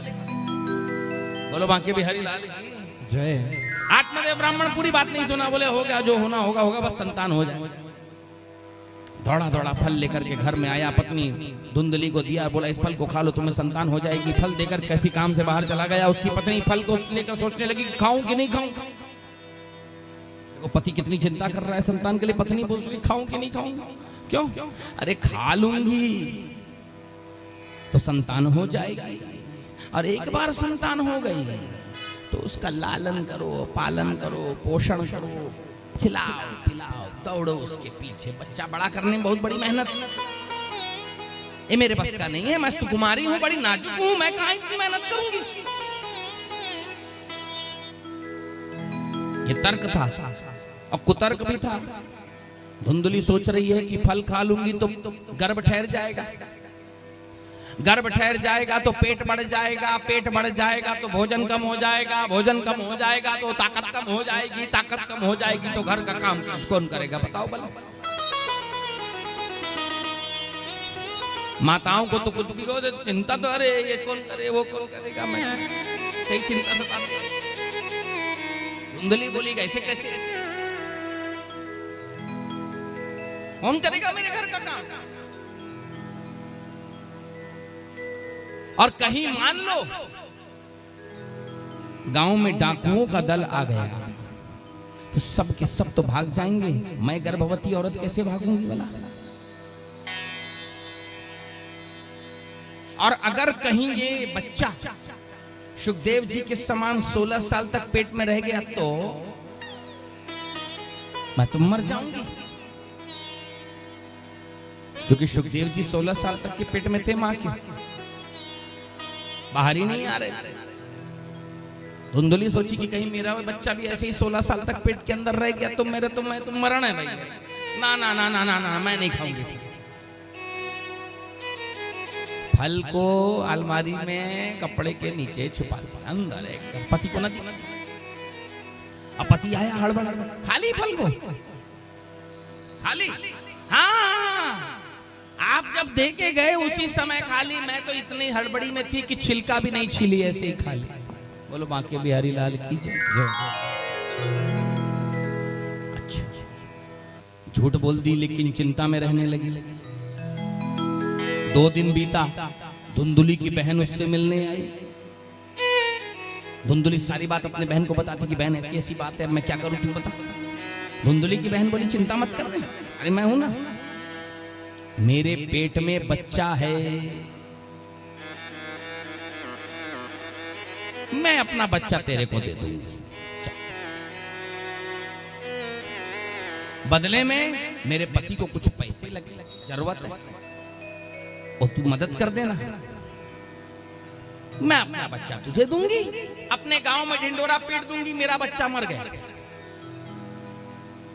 मेरा गर्भ गिर गया, और इसी बहाने तेरे घर आऊंगी और इस बच्चे को दूध भी मैं पिलाऊंगी, इसका पालन पोषण भी मैं करूंगी।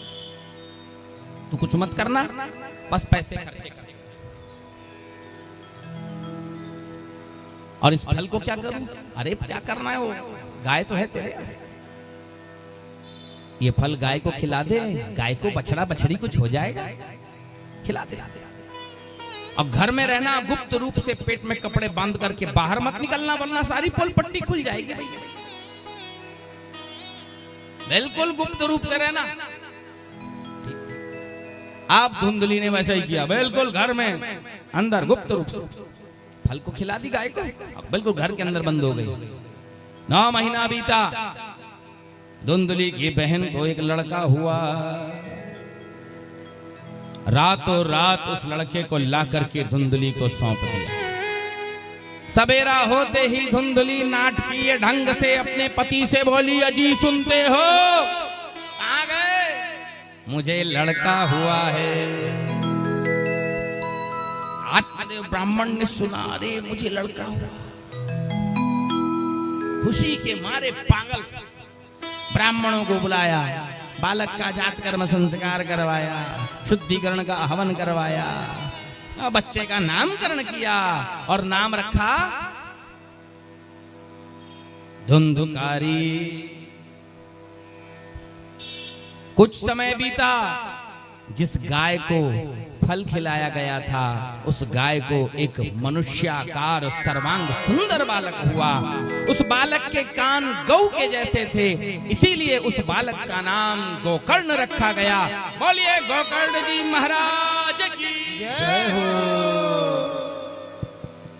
गोकर्ण पंडितो ज्ञानी धुंधुकारी महाखलः। गोकर्ण महान विद्वान प्रकांड पंडित निकले और धुंधुकारी महादुष्ट नीच निकला।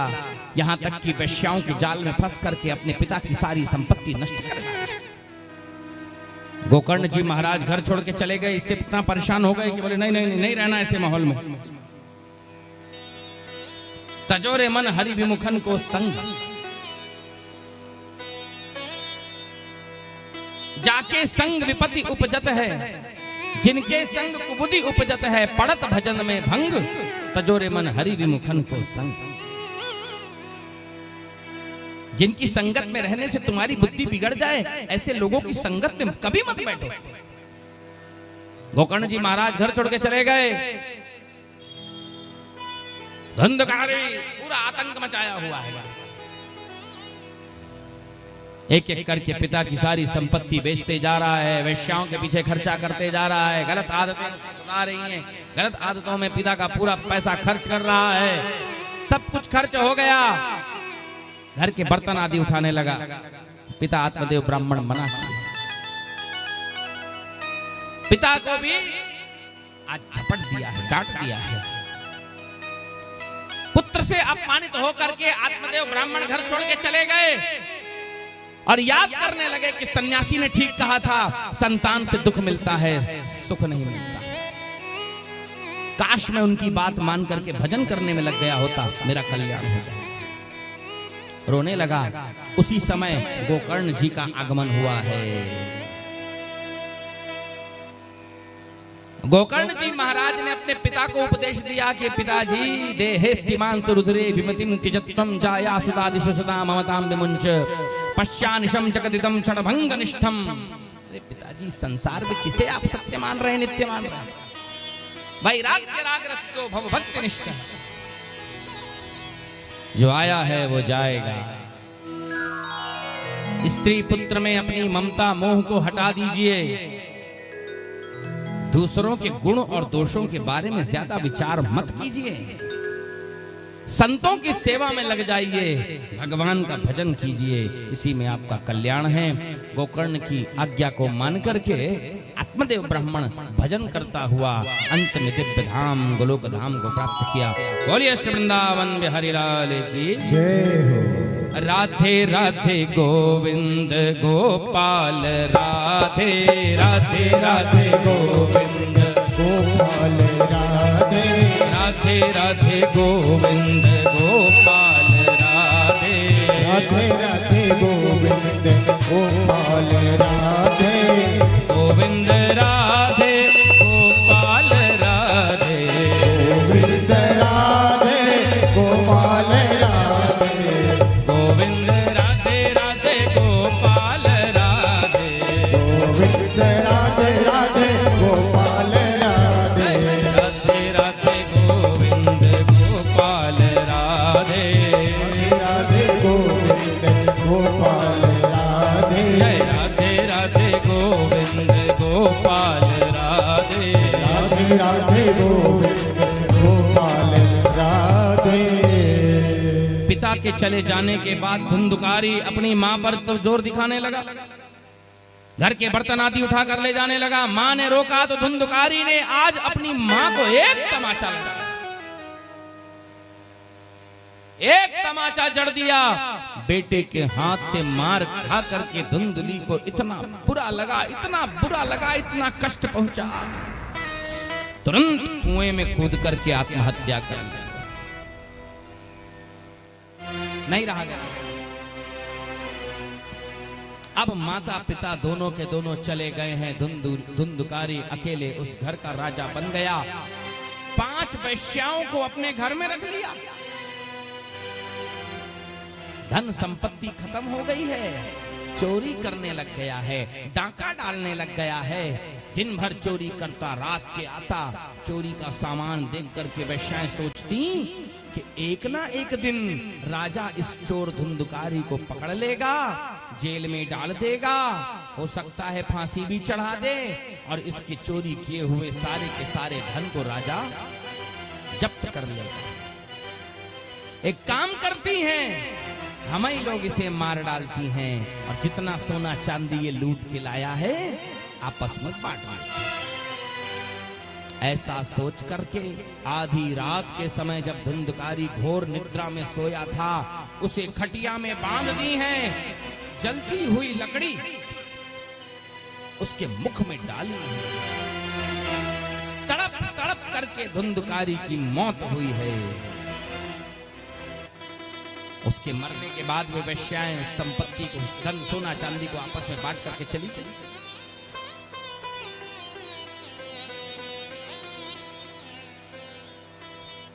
इधर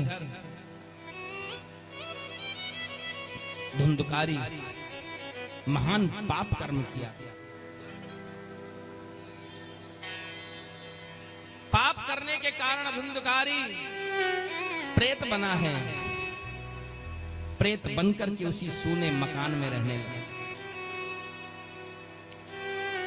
एक दिन की बात है, गोकर्ण जी महाराज उस सूने मकान में आए हैं। गोकर्ण जी महाराज को देखते ही वह प्रेत अपना भयानक रूप दिखाना प्रारंभ किया।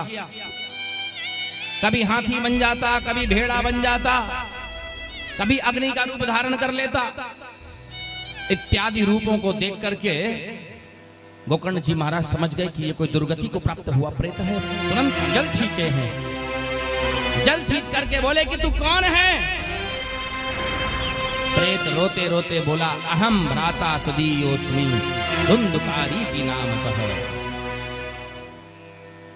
रोते रोते बोलता है, भैया मैं तुम्हारा भाई हूं धुंधकारी, कुकर्म के कारण मारा गया हूं, जिस कारण प्रेत योनि में भटक रहा।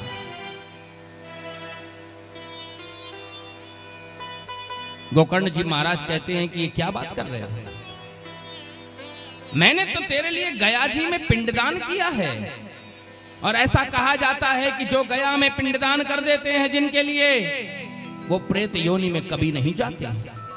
धुंधकारी बोला कि भैया ये बातें साधारण पापियों के लिए हैं, अरे मेरे से बड़ा पापी आपको नहीं मिलेगा।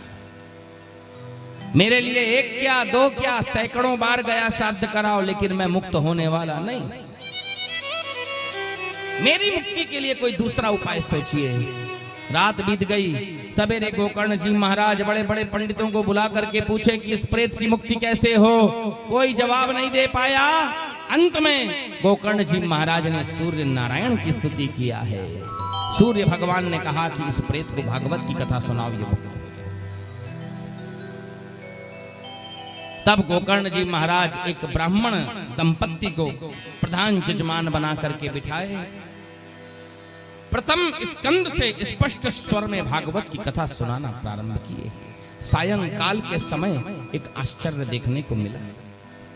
एक बांस 7 गांठ का रखा हुआ था, उसकी एक गठान फट गई, क्योंकि धुंधकारी उसी बांस के भीतर बैठकर के कथा सुन रहा था। पहले दिन में पहली गठान फटी, दूसरे दिन में दूसरी, तीसरे दिन में तीसरी, चौथे दिन में चौथी, और ऐसा करते करते 7वें दिन में 7 गठानें फट गई हैं। धुंधकारी प्रेत योनि से मुक्त होकर के दिव्य रूप धारण करके भैया गोकर्ण के सामने प्रकट हुआ है। गोकर्ण उसके गले से लगा लिया।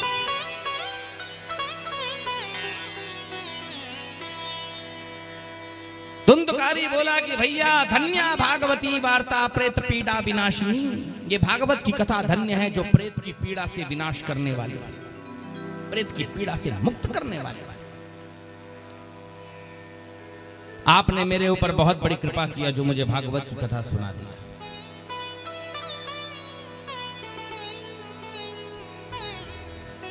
मनुष्य के शरीर में तभी तक पापों का निवास होता है जब तक वो भागवत की कथा नहीं सुनता। भागवत की कथा सुनते ही पाप कांप उठते हैं, शीघ्र ही भगवत प्राप्ति होती है। बड़े बड़े ऋषि मुनियों ने देवताओं की सभा में कहा है, ये मनुष्य का शरीर हड्डी का खंभा है, नस रूपी रस्सियों से बांधा गया है, इसके अंदर मांस है, रक्त है, मलमूत्र है, और ऊपर से चमड़े से ढक दिया गया है। सवेरे पकाया हुआ भोजन अगले दिन खराब हो जाता है, उसी भोजन से बना हुआ ये शरीर कब तक टिकेगा? ये भी एक ना एक दिन खराब हो ही जाएगा। इसीलिए इस नाशवान शरीर को प्राप्त करके अगर ये जीव भागवत से दूर है तो उससे बढ़कर के दूसरा कोई नुकसान नहीं हो सकता। और इस मनुष्य शरीर को पाकर के अगर ये जीव भागवत से प्रेम करता है तो इससे बढ़कर के दूसरा कोई लाभ नहीं हो सकता। इस प्रकार से जब प्रेत बोल रहा था, अब तो मुक्त हो गया धुंधकारी, दिव्य रूप धारण किया। जब इस प्रकार से धुंधकारी बोल रहा था, उसी समय भगवान के पार्षद हरि कीर्तन करते हुए आए हैं विमान लेकर के। धुंधकारी विमान पर सवार हुआ और विमान पर सवार होकर के जब जाने लगा, गोकर्ण जी महाराज ने विमान को रोक दिया। बोला कि अरे भगवत पार्षदों, ये क्या अन्याय कर रहे हो? अकेले धुंधकारी ने भागवत नहीं सुनी, बहुत से श्रोताओं ने मन लगाकर भागवत सुनी है। अकेले धुंधकारी के लिए विमान क्यों आया? सबके लिए विमान क्यों नहीं आया?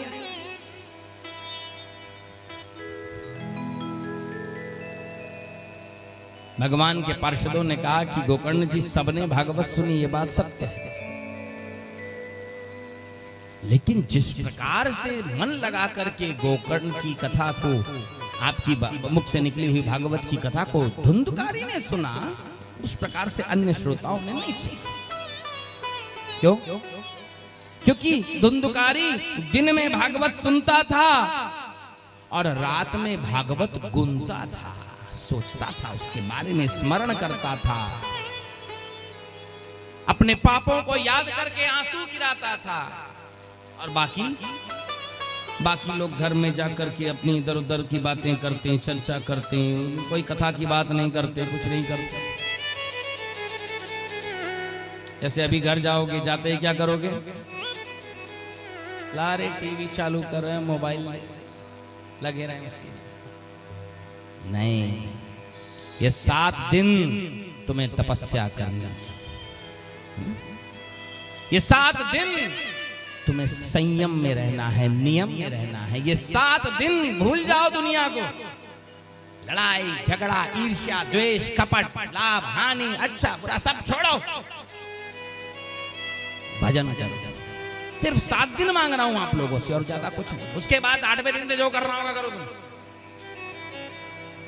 लेकिन ये 7 दिन झूठ नहीं बोलना, ये 7 दिन लड़ाई झगड़ा नहीं करना, अपशब्द नहीं निकालना आपको से। जो भी खाली समय मिले, राधे कृष्णा कृष्णा कृष्णा राधे राधे राधे श्याम श्याम श्याम राधे, ये करना। वही टीवी चालू करके देख रहे हैं, वही सीरियल, वही गंदा चीज दिखा रहे हैं, देख रहे हैं, मन खराब कर रहे हैं, दिल खराब कर रहे हैं, ऐसा नहीं करना। भगवान के पार्षदों ने कहा कि प्रभु गोकर्ण जी महाराज, धुंधकारी दिन में भागवत सुनता, रात में भागवत कथा को गुनता था कि मैंने क्या सुना था, कौन सी कथा थी, उसके बारे में चिंतन करता था। इसीलिए केवल एक बार भागवत सुनने से ये मुक्त हो गया। बाकी श्रोतागण भी मन लगाकर कथा सुने महाराज, लेकिन एक बार और अगर ये कथा सुन लेंगे ना, तो ये तो धुंधकारी तो एक ही बार में मुक्त हो गया। ये श्रोतागण अगर एक बार और भागवत सुन लिए तो ये भी मुक्त हो जाएंगे।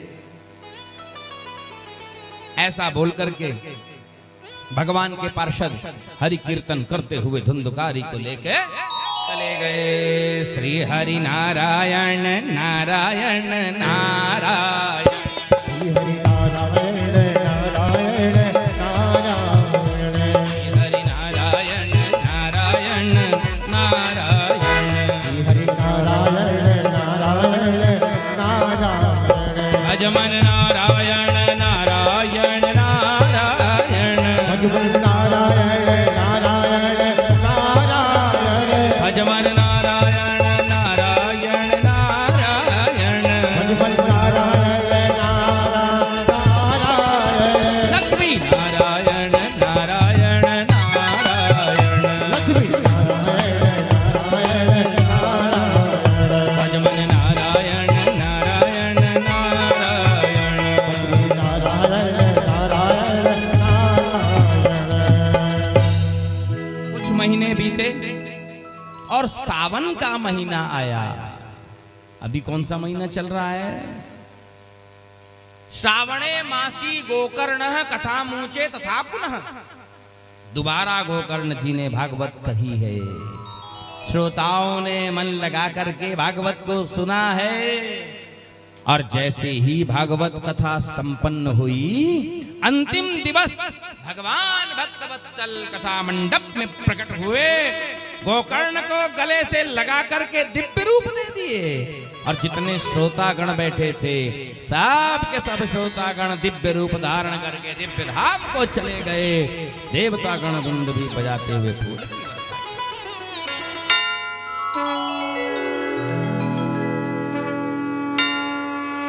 इस कथा को सुनने के पश्चात नारद जी को बड़ा आश्चर्य हुआ है। नारद जी ने अंत में सनकादिकों का पूजन किया, भागवत का पूजन किया और कहा कि हे महात्माओं, श्रवणम सर्वधर्मेभ्यो वरम मन्येत बोधना। हे महात्माओं, भागवत श्रवण से बढ़कर के दूसरा कोई पुण्य कर्म नहीं है, नहीं है, नहीं। ये मुझे विश्वास हो गया। जिस कथा को लोग वायु खाकर कठोर से कठोर तपस्या करके भी जिस गति को नहीं प्राप्त कर सकते, उस गति को केवल भागवत की कथा को सुनने से ये जीव प्राप्त कर लेता है। अंत में भागवत सुनने का नियम बताया गया है। कथा प्रति को उपवास करके भागवत की कथा सुननी चाहिए भाई। कौन कौन उपास है? उपास नहीं हो? ठीक कर रहे हो। बोलो क्यों? क्योंकि पहले तो भगवान ने सोच लिया, वेद व्यास जी ने कि बोलते हैं कि कथा प्रति को उपवास करके कथा सुननी चाहिए, लेकिन उन्होंने सोचा कि भाई एक दिन का काम रहे तो उपवास भी कर ले। ये तो 8-8, 9-9 दिन की कथा है। एक टाइम भोजन करना चाहिए। हाँ, सवेरे हल्का भोजन करें, फलाहारी लें, और शाम के कथा संपन्न हो जाने के बाद ठाकुर जी को भोग लगा करके डट के भोजन करो। लेकिन याद रखो, भोजन कैसा करना है? शुद्ध सात्विक भोजन करना है। सात्विक मतलब क्या होता है महाराज? लहसुन नहीं चलेगा, प्याज नहीं चलेगी, उड़द नहीं चलेगी, बिल्कुल शुद्ध सात्विक बिना लहसुन प्याज उड़द का भोजन चलेगा। क्योंकि जैसा खाओ अन्न वैसा होए मन। जैसा आहार ग्रहण करोगे वैसा व्यवहार करोगे, वैसा विचार करोगे। सात्विक भोजन होगा तो सात्विक व्यवहार होगा, राजसी भोजन होगा तो राजसी व्यवहार होगा, और तामसी भोजन करोगे तो तामसी व्यवहार होगा। इसीलिए भोजन सात्विक होना चाहिए। और कल से कथा सुनने आओ तो अपने साथ साथ अड़ोसी पड़ोसी सबको बटोर के लेके आना। जब मेला देखने जाते हो तो सबको बटोर के लेके जाते हो। चल रहे हो मेला देख के। ऐसे ही जब कथा सुनने जाओ तो औरों को भी अपने साथ लेके आओ। जितनों को तुम लाओगे उतनों को कथा सुनाने का पुण्य तुमको मिल जाएगा। कल भागवत के मूल मात्र के पाठ के पश्चात भागवत के भी संस्कृत श्लोकों में पाठ होंगे महाराज जी के द्वारा। सवेरे वेदी का पूजन होगा। वेदी पूजन के पश्चात 2 बजे से कथा प्रारंभ होगी। 2 बजे से 6 बजे तक कथा चलेगी। आज अपनी वाणी को यहीं विश्राम दूंगा। 6 भी बज रहा है और बहुत मेहनत है आज आप लोगों की। पहले दिन हो ही जाता है, लेकिन ठाकुर जी की कृपा से आज बिल्कुल सूखा सूखा मौसम रहा। रोज पानी पानी गिर रहे थे, दीदी हम टेंशन ले रहे थे। थोड़ा सा गिरा पानी, बस हल्का सा। इधर तो उतना नहीं गिरा होगा। जब हम निकले थोड़ी सी बस रोडें भीग गई हल्की सी, और आए हैं। बढ़िया शोभा यात्रा में सभी ने भ्रमण किया है। इसी प्रकार से रोज का कार्यक्रम चलेगा। 2 बजे से 6 बजे तक भागवत की कथा होगी। कल सर्वप्रथम भागवत मंगलाचरण करते हुए आप लोगों को भगवान के 24 अवतारों की गणना कराने के पश्चात में महाभारत की कुछ कथाओं को साथ में लेते हुए भीष्म पितामह के प्रसंग का वर्णन आएगा। परीक्षित जी के जन्म कर्म की कथाएं, उनको किस प्रकार श्राप मिलता है इसकी कथा, 12 अवतार की कथा, और सती प्रसंग भी कल आने हैं। शिव पार्वती के विवाह का वर्णन भी कल किया जाएगा। ध्रुव चरित्र की कथा भी कल बहुत हद तक हो सकेगा तो आप लोगों को सुना दी जाएगी। शंकर पार्वती का विवाह करना है भाई कल, तो शंकर पार्वती बनाना है ना, उनकी झांकी की तैयारी कर लेना। शिव पार्वती बनेंगे, उनका ब्याह भी हो जाएगा। ध्रुव अवतार की कथा होगी, वो भी बन जाएंगे। बोलो बांके बिहारी लाल की जय। अपनी वाणी यहीं विश्राम दूंगा। आरती कर लें। आरती के पश्चात प्रसाद लेकर अपने अपने घर जाएं, और बिल्कुल नियम ध्यान रखें, शुद्ध सात्विक आहार ग्रहण करना है। और जो जो कथा में सुने हो उसको अपने मन में चिंतन करना है, गुनना है। व्यर्थ की चर्चाओं से अपने आप को दूर रखना है। खाली समय मिलते ही भजन करने लग जाना है। ऐसा नियम अपनाओगे तो पूरी की पूरी भागवत कथा तुम्हारे हृदयंगम हो जाएगी। और जब हृदय में भागवत कथा चली जाएगी और कुछ शुभ कर्म करना बाकी नहीं रहेगा। बोलिए भागवत भगवान की जय हो। यजमान परिवार मंच पर आ जाए। यजमान परिवार मंच पर आकर के आरती कर ले। 2 आरती की थाली बनाना भैया, 3 बना दो, एक ऊपर एक नीचे। सभी भक्तगण पारी पारी से आरती में हाथ लगाएंगे। हमारे संगीत वाले भैया भी बैठे हैं, माइक वाले भी बैठे हैं, कैमरामैन भी बैठे हुए हैं, सबका आभार है।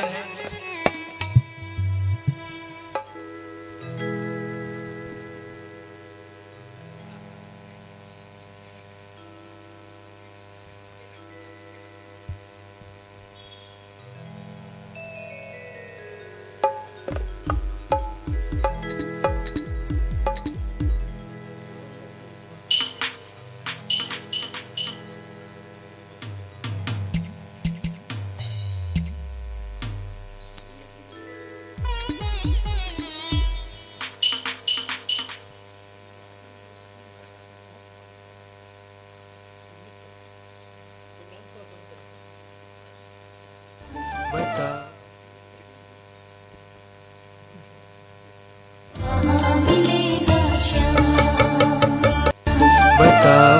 कहाँ मिलेगा श्याम,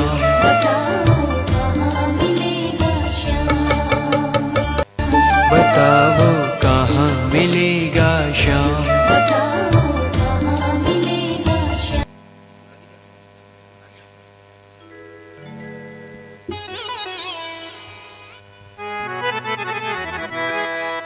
बोल बांके बिहारी लाल की जय।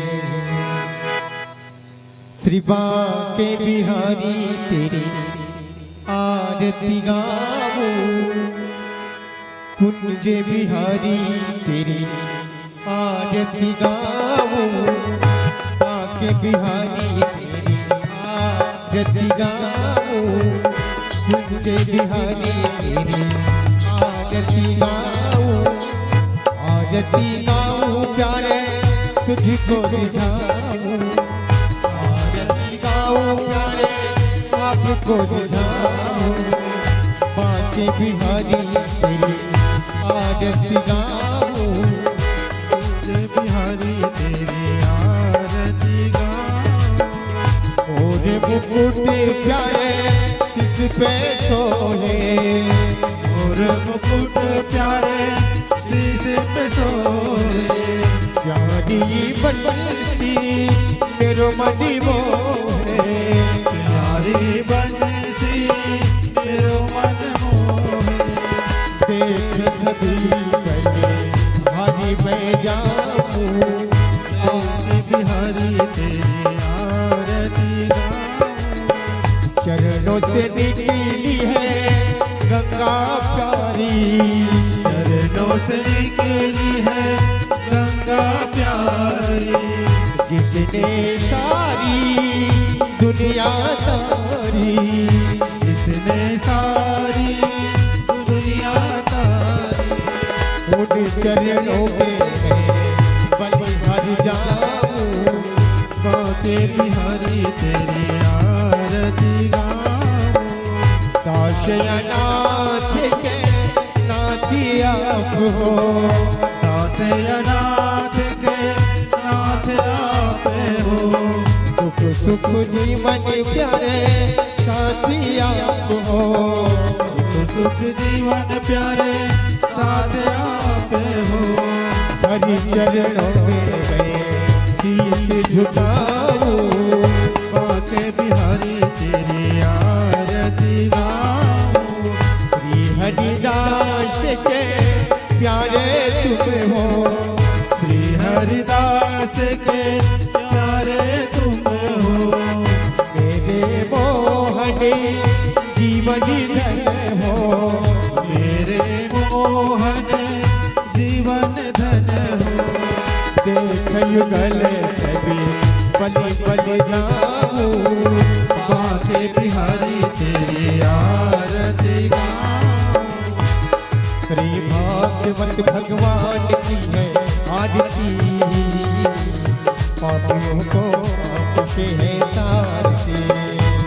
श्री भागवत भगवान की है आरती, पापियों को आपसे है तारती। श्री भागवत भगवान की है आरती, पापियों को आपसे है तारती। श्री भागवत भगवान की है आरती, पापियों को पाप से है तारती। ये अमर ग्रंथ ये मुक्ति पथ ये पंचम वेद निहाला, नौ ज्योति जगाने वाला। अमर ग्रंथ ये मुक्ति पंथ ये पंचम वेद निराला, हो ज्योत जगाने वाला। हरि नाम यही हरि धाम यही, नाम यही हरि ध्यान यही, यह जगमंगल की आरती। पापियों को आपसे है तारती। भगवान की है आरती, पापियों को पाप से है तारती। ये शांत गीत पावन पुण्य पापों को मिटाने वाला, हरि दर्श कराने वाला। शांत गीत पावन पुनीत पापों को मिटाने वाला, हरि दर्श कराने वाला। यह दुख करनी यह दुख हरनी, दुख करनी यह दुख हरनी, मधुसूदन की आरती। पापियों को आपसे है तारती। श्री भागवत भगवान की है आरती, पापियों को पाप से है तारती। ये मधुर बोल जगपति को सन्मार्ग बताने वाला, बिगड़ी को बढ़ाने वाला। दुर्गुण जगत खोल सन्मार्ग दिखाने वाला, हो बिगड़ी को बनाने वाला। श्री राम यही घनश्याम यही, राम यही घनश्याम यही, ये प्रभु महिमा की आरती। पापियों को पाप से है तारती। श्री भागवत भगवान की है आरती,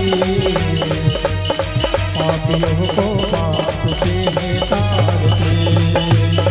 श्री भागवत भगवान की है आरती, पापियों को पाप से है तारती। कर्मूल गौरव सर्वावतार, संसार सारम गुरुविंदार, सदा वसंतम हृदयारविंदे, भवं भवानी शैतं नमामि। वंदायमानाय दुर्गालिकाय, कपालमाला दिग्विजयकराय, दिगंबराय च दिगंबराय, नमः शिवाय च नमः शिवाय। तमेव माता च पिता तमेव, तमेव बन्धुः सखा तमेव, तमेव विद्या सखा तमेव, तमेव सर्वं देव देव। हरे राम राम राम हरे हरे, हरे कृष्ण कृष्ण हरे हरे राम, राम राम हरे हरे, हरे कृष्ण कृष्ण कृष्ण हरे हरे, हरे राम राम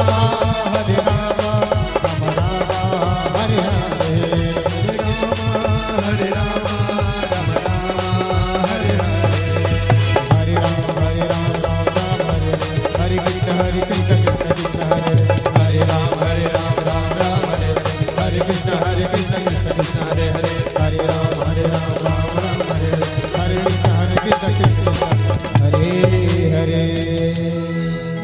बोल लाल की जय, बोल भागवत के महापुराण की जय, बोल व्यास नारायण भगवान की जय, बोल ब्रह्मदेव गुरु माता पिता की जय।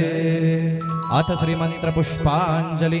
हरि ओम यज्ञेन यज्ञमय जंत देवास्तानि धर्माणि प्रथमान्यासन्न तेहनाकं महिमानः सचन्त यत्र पूर्वे साध्या सन्ति देवा। ओम राजाधिराजाय प्रसह्यसाहिने नमो वयं वैश्रवणाय कुर्महे समे कामान् कामकामाय मह्यं कामेश्वरो वैश्रवणो ददातु। कुबेराय वैश्रवणाय महाराजाय नमः।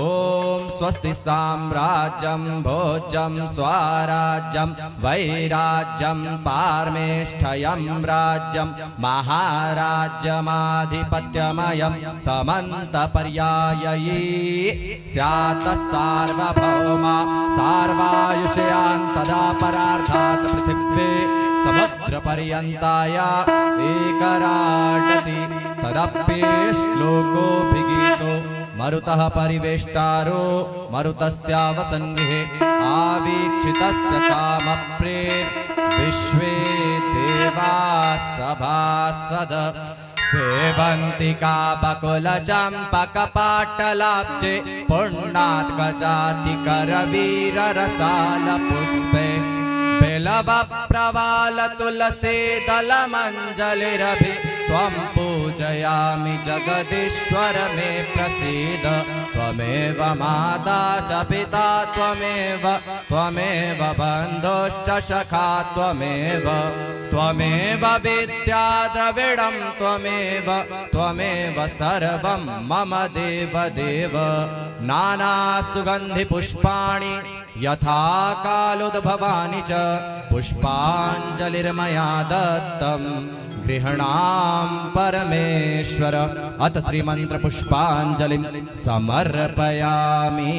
प्रेम से कहिए श्रीमद्भागवत महापुराण की जय, श्री सप्ताह ज्ञान यज्ञ की जय, श्री वृंदावन बिहारी लाल की जय, श्री गोपाल लाल की जय, सर्वेश्वरेश्वर श्री जुगल सरकार की जय, श्री वेद व्यास भगवान की जय, जगत जननी श्री राधिका महारानी की जय, श्री सुखदेव महाराज की जय, भागवत स्वरूप श्री स्वामी जी महाराज की जय, सत्य सनातन धर्म की जय।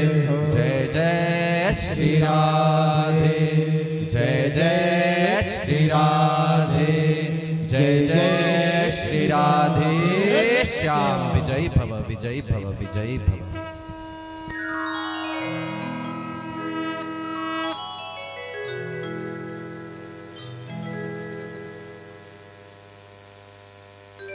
सभी भक्तगण आरती का दर्शन करेंगे और प्रसाद लेकर ही जाएंगे और भजन का आनंद भी लेंगे।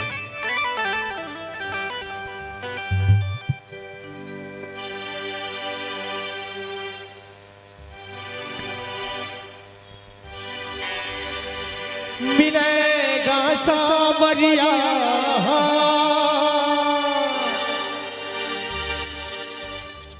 बजेगी बांसुरिया, जन्म यनिमान दे। और सभी बोलेंगे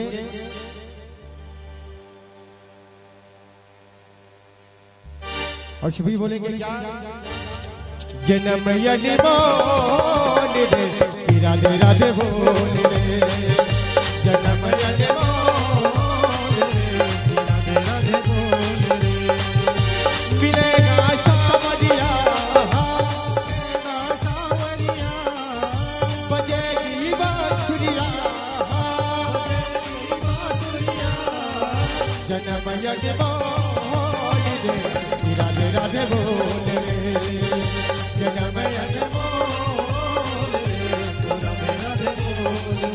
जन्म यनिमान दे, राधे राधे बोले रे। जन्म यनिमान दे, राधे राधे बोले।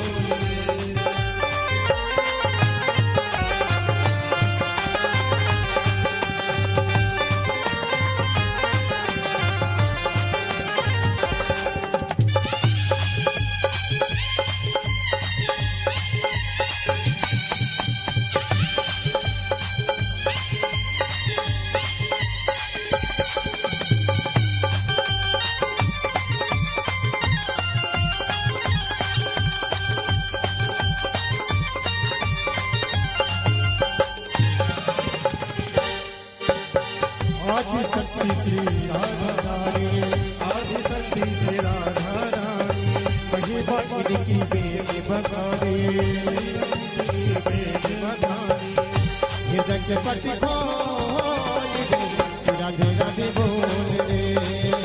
जन्म यनिमान दे, राधे राधे बोल रे। मिलेगा सावरिया, मिलेगा सावरिया, बजेगी बांसुरिया, बजेगी बांसुरिया। जन्म यनिमान दे, राधे राधे बोल रे। जन्म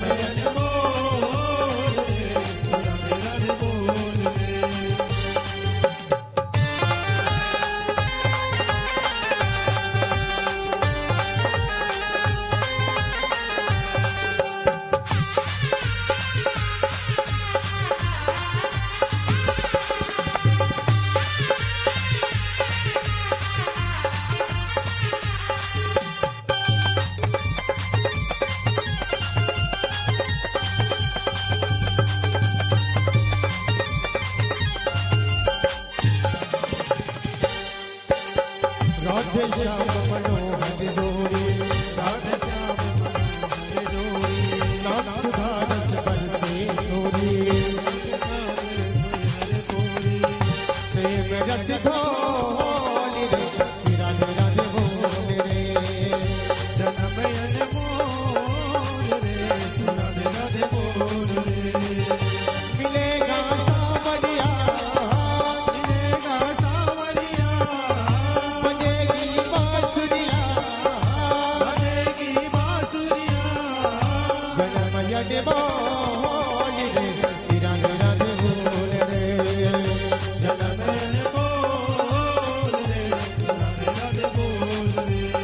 एकली खड़ी रे मीरा बाई एकली खड़ी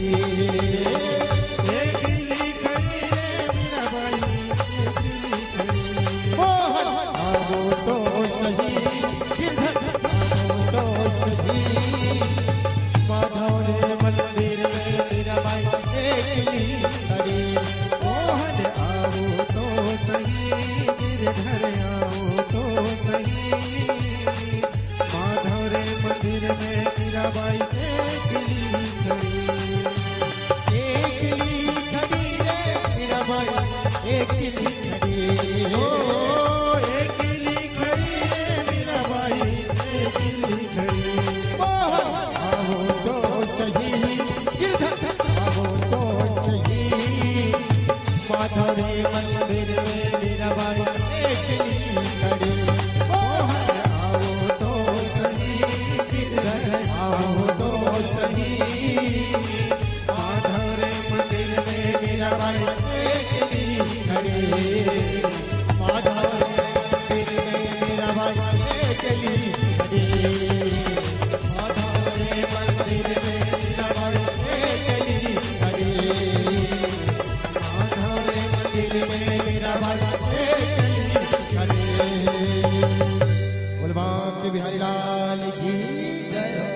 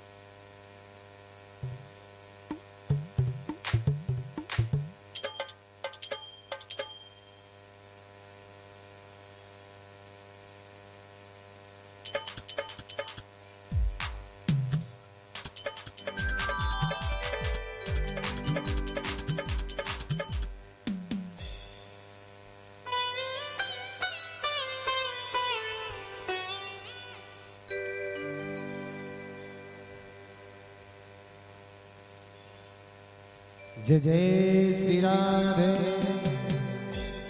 चलो भाई गड़ी भजन की फरमाइश आए बोलते चलो।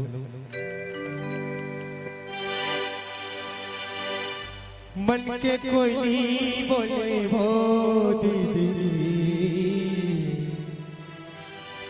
जब चले राधे श्याम जब चले राधे श्याम ओ दीदी भजले सीता राम भजले राधे श्याम मन के कोई हो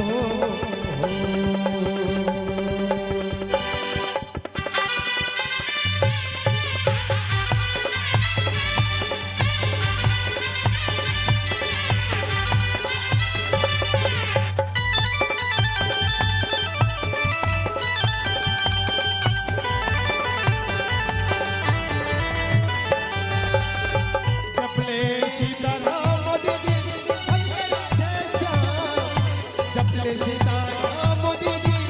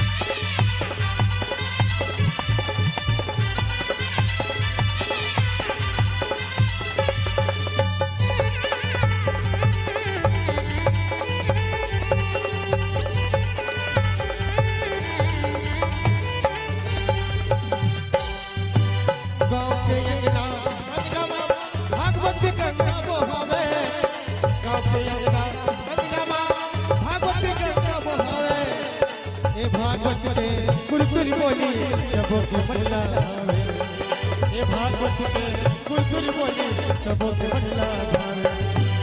गाँव के गली गलियां भागवत गंगा बहावे, गाँव के गली गलियां भागवत गंगा बहावे, ये भागवत के गुरगुर बोली सबों के मन लावे, ये भागवत के गुरगुर बोली सबों के मन लावे।